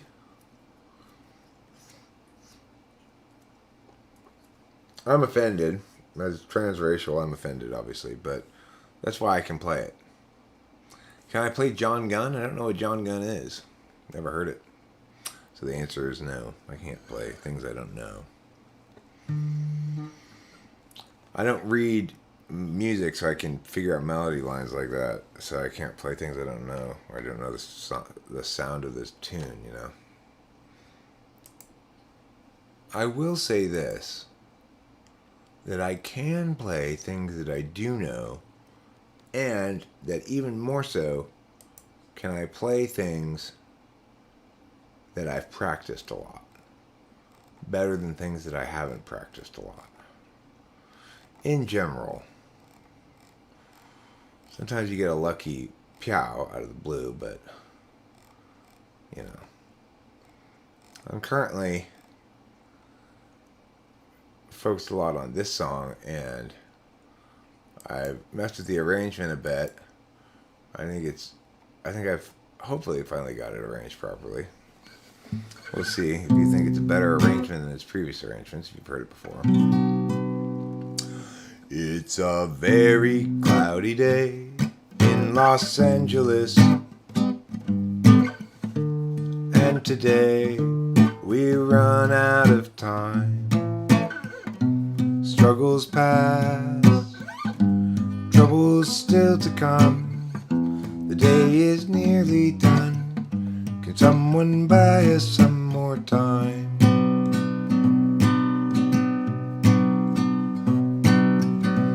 Cloudy day in Los Angeles,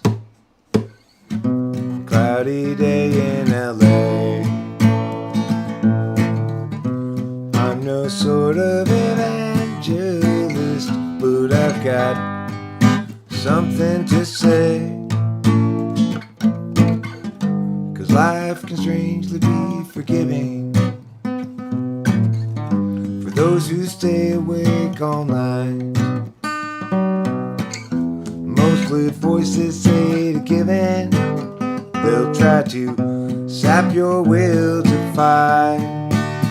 But whether I'm supposed to be here or just be soon forgotten noise is sort of based on what I see here, but also on what I avoid. Cloudy day in Los Angeles, cloudy day in LA. I'm no sort of evangelist, but I've got something to say.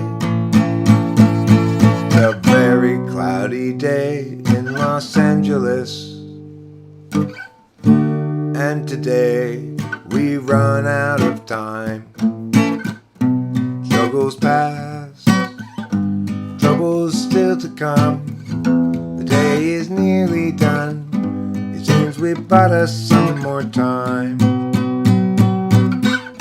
Someone bought us some more time.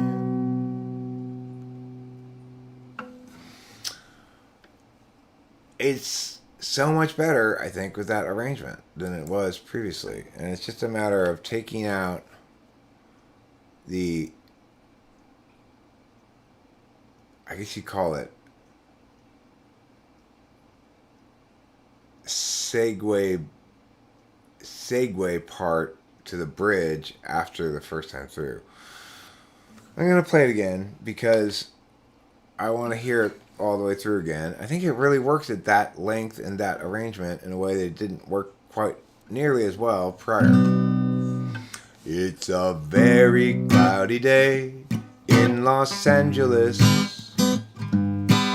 and today we run out of time.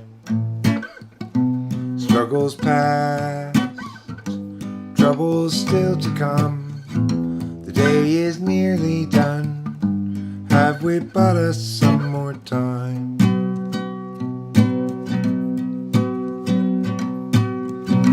Cloudy day in Los Angeles. Cloudy day in LA. I'm no sort of evangelist, but I've got something to say. 'Cause life can strangely be forgiving for those who stay awake all night. Mostly voices say to give in. They try to sap your will to fight. But whether I'm supposed to be here or just be soon forgotten noise is sort of based on what I see here, but also on what I avoid. Cloudy day in Los Angeles.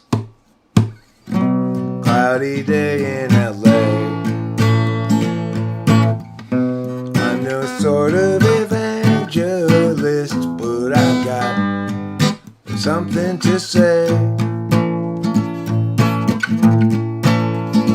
It's a very cloudy day in Los Angeles, and today we run out of time. Struggles past, struggles still to come. The day is nearly done. Can someone buy us some more time? Seems we bought us some more time.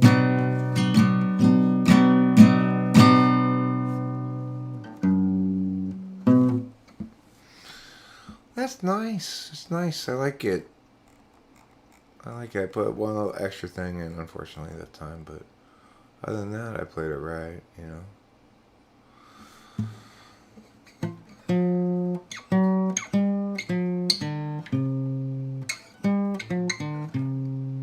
Oh, well, he's pucker tart, lemon squeeze, the friendliest guy that you will see. Yes, he wants to be your friend, but he comes from around the bend, and it will be a while till he sees you again. He's pucker tart, lemon squeeze, he's a friend to you and me. He's international delights, favorite go-to right-hand guy. He's international like him, and he's also busy like his friend, the beaver bee. Busiest creature, busy as a bee, busy as a beaver, and so much busier than pucker tart lemon squeeze. Well, he's pucker tart lemon squeeze. Shabba-doo-ba-da-ba-ba-doo-day. Pucker tart lemon squeeze. Shabba-doo-ba-day. Yes, he's pucker tart lemon squeeze. Shabba-doo-ba-da-ba-ba-doo-da. Pucker tart lemon squeeze. Shabba-doo-ba-day. And if you go to visit him for starts, remember to bring something sour or tart, because he's not a fan of sugary treats, because he's pucker tart, not pucker sweet. Well, he's pucker tart, lemon squeeze, friendliest guy that you will see. Yes, he wants to be your friend, but he comes from around the bend, so it will be a while till he sees you again. He's pucker tart, lemon squeeze, he's a friend to you and me. He's international delights, favorite go-to right-hand guy. He's international like him, but he's also busy like his friend, the beaver bee. Busiest creature, busy as a bee, busy as a beaver, and so much busier than pucker tart lemon squeeze. Well, he's pucker tart lemon squeeze. Shabba-doo-ba-da-ba-ba-doo-da. Pucker tart lemon squeeze. Shabba-doo-ba-day. Yes, he's pucker tart lemon squeeze. Shabba-doo-ba-da-ba-ba-doo-da. Pucker tart lemon squeeze. Shabba-doo-ba-day. And if you want to go to visit him for starts, remember to bring something sour or tart. He's not a fan of sugary treats, because he's pucker tart and not pucker sweet. Well, he's pucker tart lemon squeeze. I didn't sing it very well, but whatever.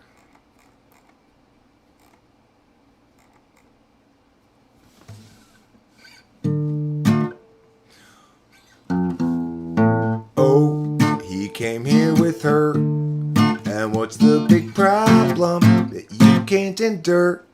You seem so sure it's not appropriate claiming to blame things on Scott.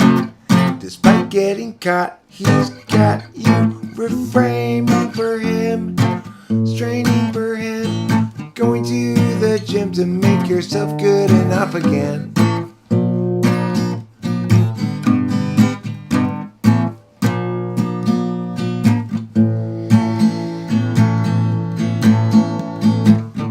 Yeah, you guys both have lots invested. That's not a reason to stay around. Through the years, you've both been tested. Time to move up, find higher ground.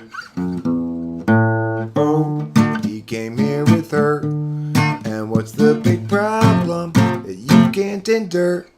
You seem so sure it's not appropriate claiming to blame things on Scott.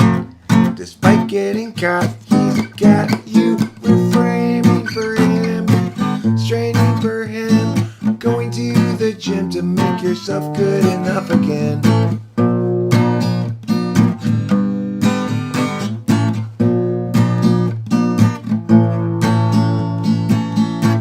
Be done with him.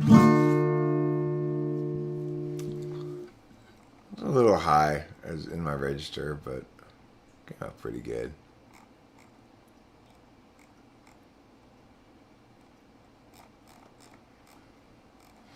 Play the songs I didn't play in the earlier live stream, I guess.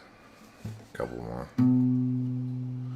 You're living on a time frame I will never know. Alienation and humanity's soul. Imagine you a future after the collapse, returning to the urgency of isolated past. Picturing community free of metaphysics, haunting buffalo, picking red delicious, knowledge of the seasons, wisdoms of old. Fires blazing in the night to keep away the cold. Hostility is kept at bay by what you think is in the way of life as children of the land, with an agave weatherman. Imagining a history that never could have been. You lecture at the college, advancement is a sin, lamenting disconnection in every corporate act, asserting all your feelings and ignoring all the facts.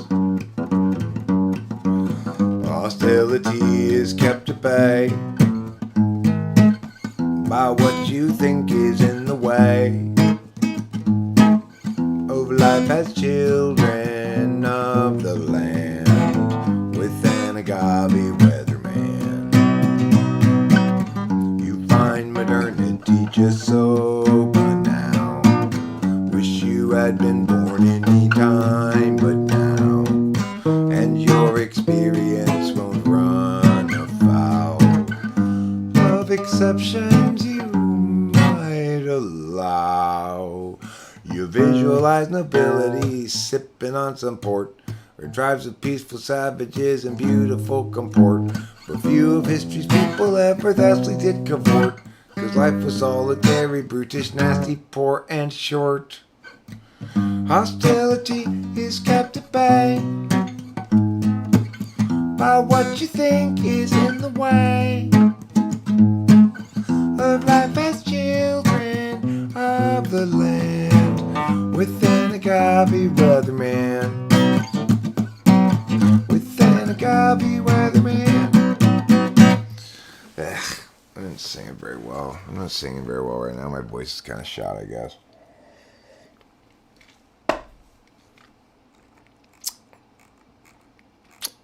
If you're sticking around here, though, you don't really care.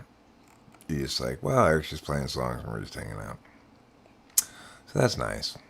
I appreciate that. If you don't feel that way, well, you're probably already gone. So Santa Ana's on the east are blowing, driving on this mountain fire. Grant and Lana had best be going, 'cause they'd cut it down to the wire. Everywhere apocalypse hung heavy, and the truck was piled with ash. Lana got the dogs in the Chevy, and Grant counted out their petty cash. If times are ending, then time is bending. Flames rain down from the sky, while the dogs knock out with Grant exhausted. Lana stays awake to cry. 120 out but Labor Day, and that means cooking meat outdoors. Guy got distracted and fire got away.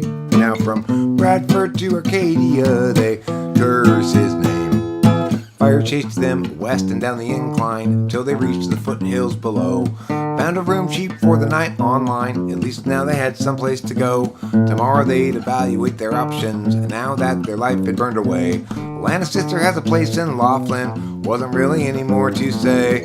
If times are ending, then time is bending.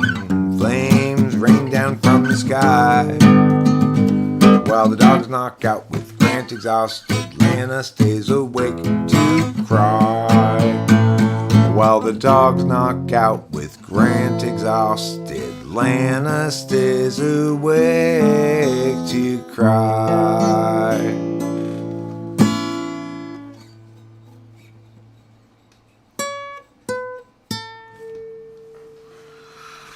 That went pretty well for a complete disaster. No, Eric, it wasn't a complete disaster. It was. Okay. It was. You really sucked ass. I know.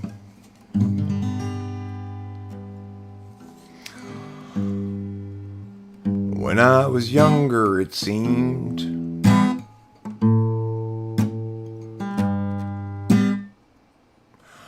When I was younger, it seemed that everything gleamed. I don't know what happened to me, but I've lost that sense of urgency, and I don't think that I'll ever see it again. If you follow my lead, you'll discover I'm loster than you, and you'll want to know the way to get back out to wherever it was you thought you knew. But tomorrow will be just like today. I'll be lost then too.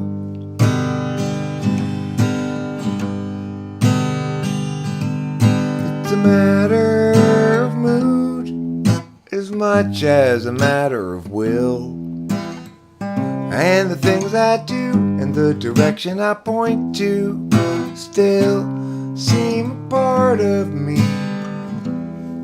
though departedly. And I wonder if I'll ever see them again. Bum-ba-dee-dee, ba-dee-da-dee-doo, ba-ba-dee-da-doo-doo-doo. Boom-ba-dee-dee, dee-dee-dee-doo, ba-dee-doo-doo-doo-doo. Came out pretty good.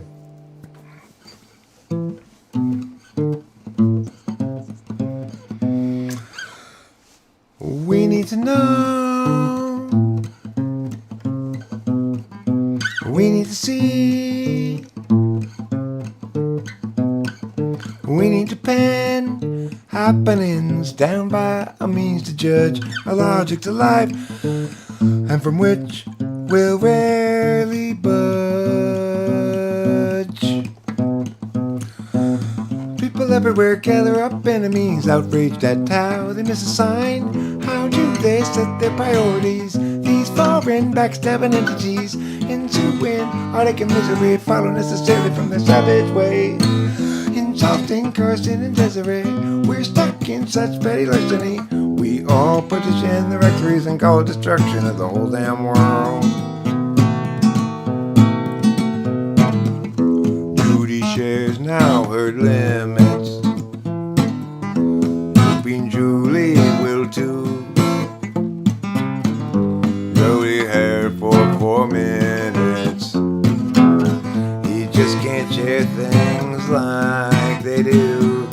Judy always thought that she should have got to when she had the chance to buy.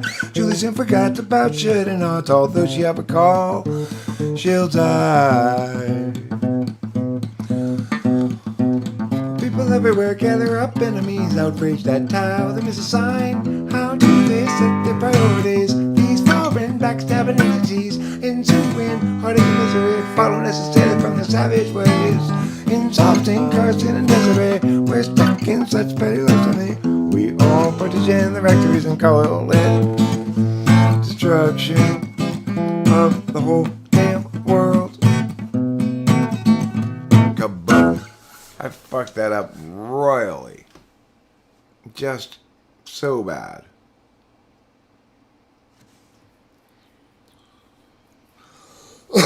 Well, you know, that's what happens when you're a complete failure. So, what do you expect, Eric? What do you expect, my dear self? You are a total failure. Yes, you are. Everything you do fails to make the best of things it could. That's for sure. Oh, failure. My old friend. My old familiar friend. Boo failure, boo, a boo failure.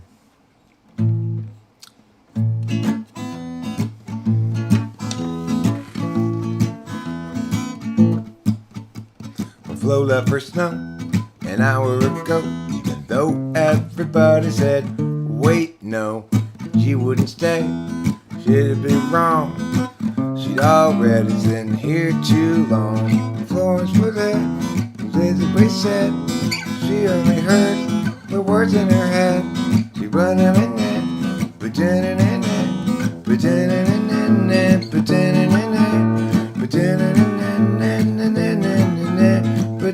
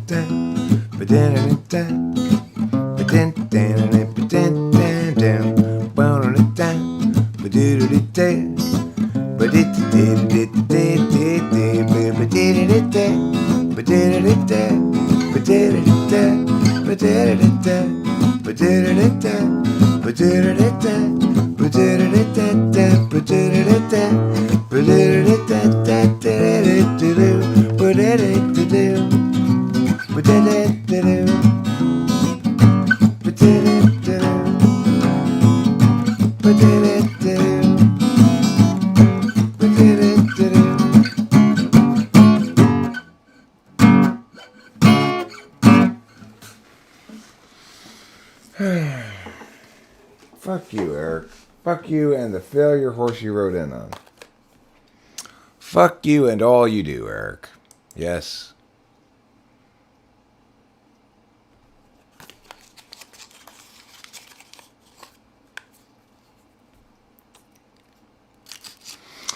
Okay, I will take credit for that. I know I've accomplished one thing in my life. I have successfully filmed a peacock mating, which is hard to do. It is hard to catch a peacock mating in the action. So, you know, that is true. That's something you can take home to the bank, to mom's bank. You can write home to mom's bank about.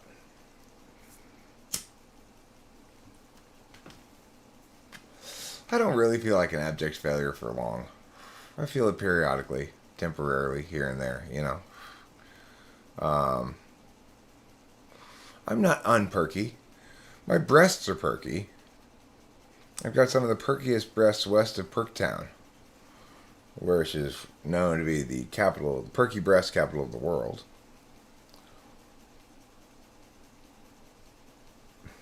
Like, you know, the alma mater song at the local university is, "Oh, touch my perky breasts, look at them, they are so perky, yes, in the gym.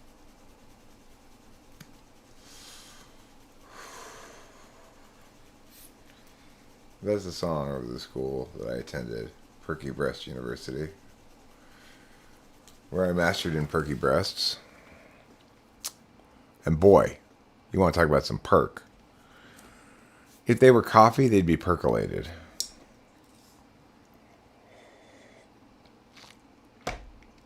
If they were part of a package deal, they'd be perks.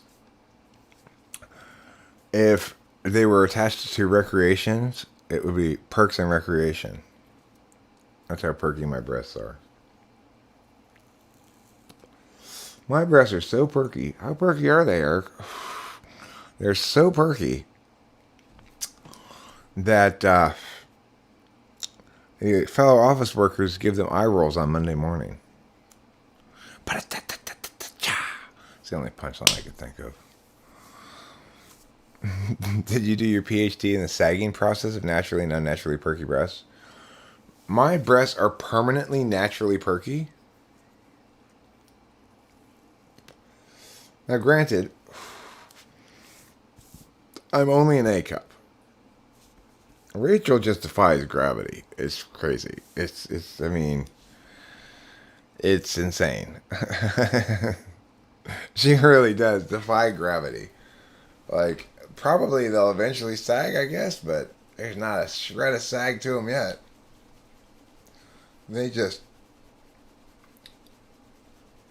stand there large and in charge. She's got to be a D at this point, or double D or something. You know, they've gotten bigger since we've been together. She's in general gotten bigger. But a lot of her weight she's put on goes to her breasts, which is nice. It goes to her breasts or her gut. Like, she doesn't get a fat butt or anything.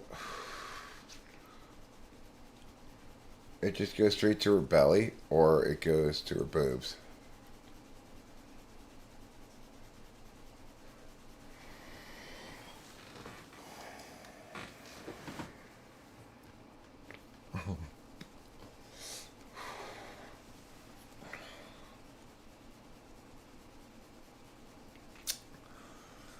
So, you know, a lot of radness and sadness going on concurrently, which can sometimes mix together to a state of emotion known as ssuradness or resadness.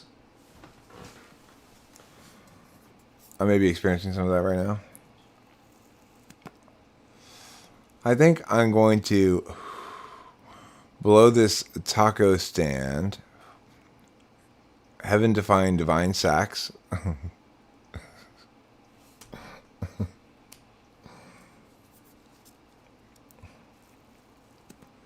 God's pillows.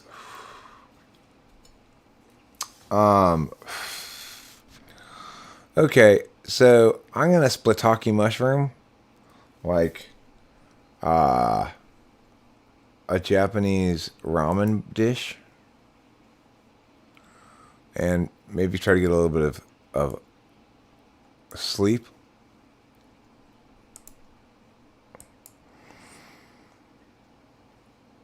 Get a little bit of sleep in your heart. Get a little bit of sleep in your love. Good night, everybody. Thank you for being here.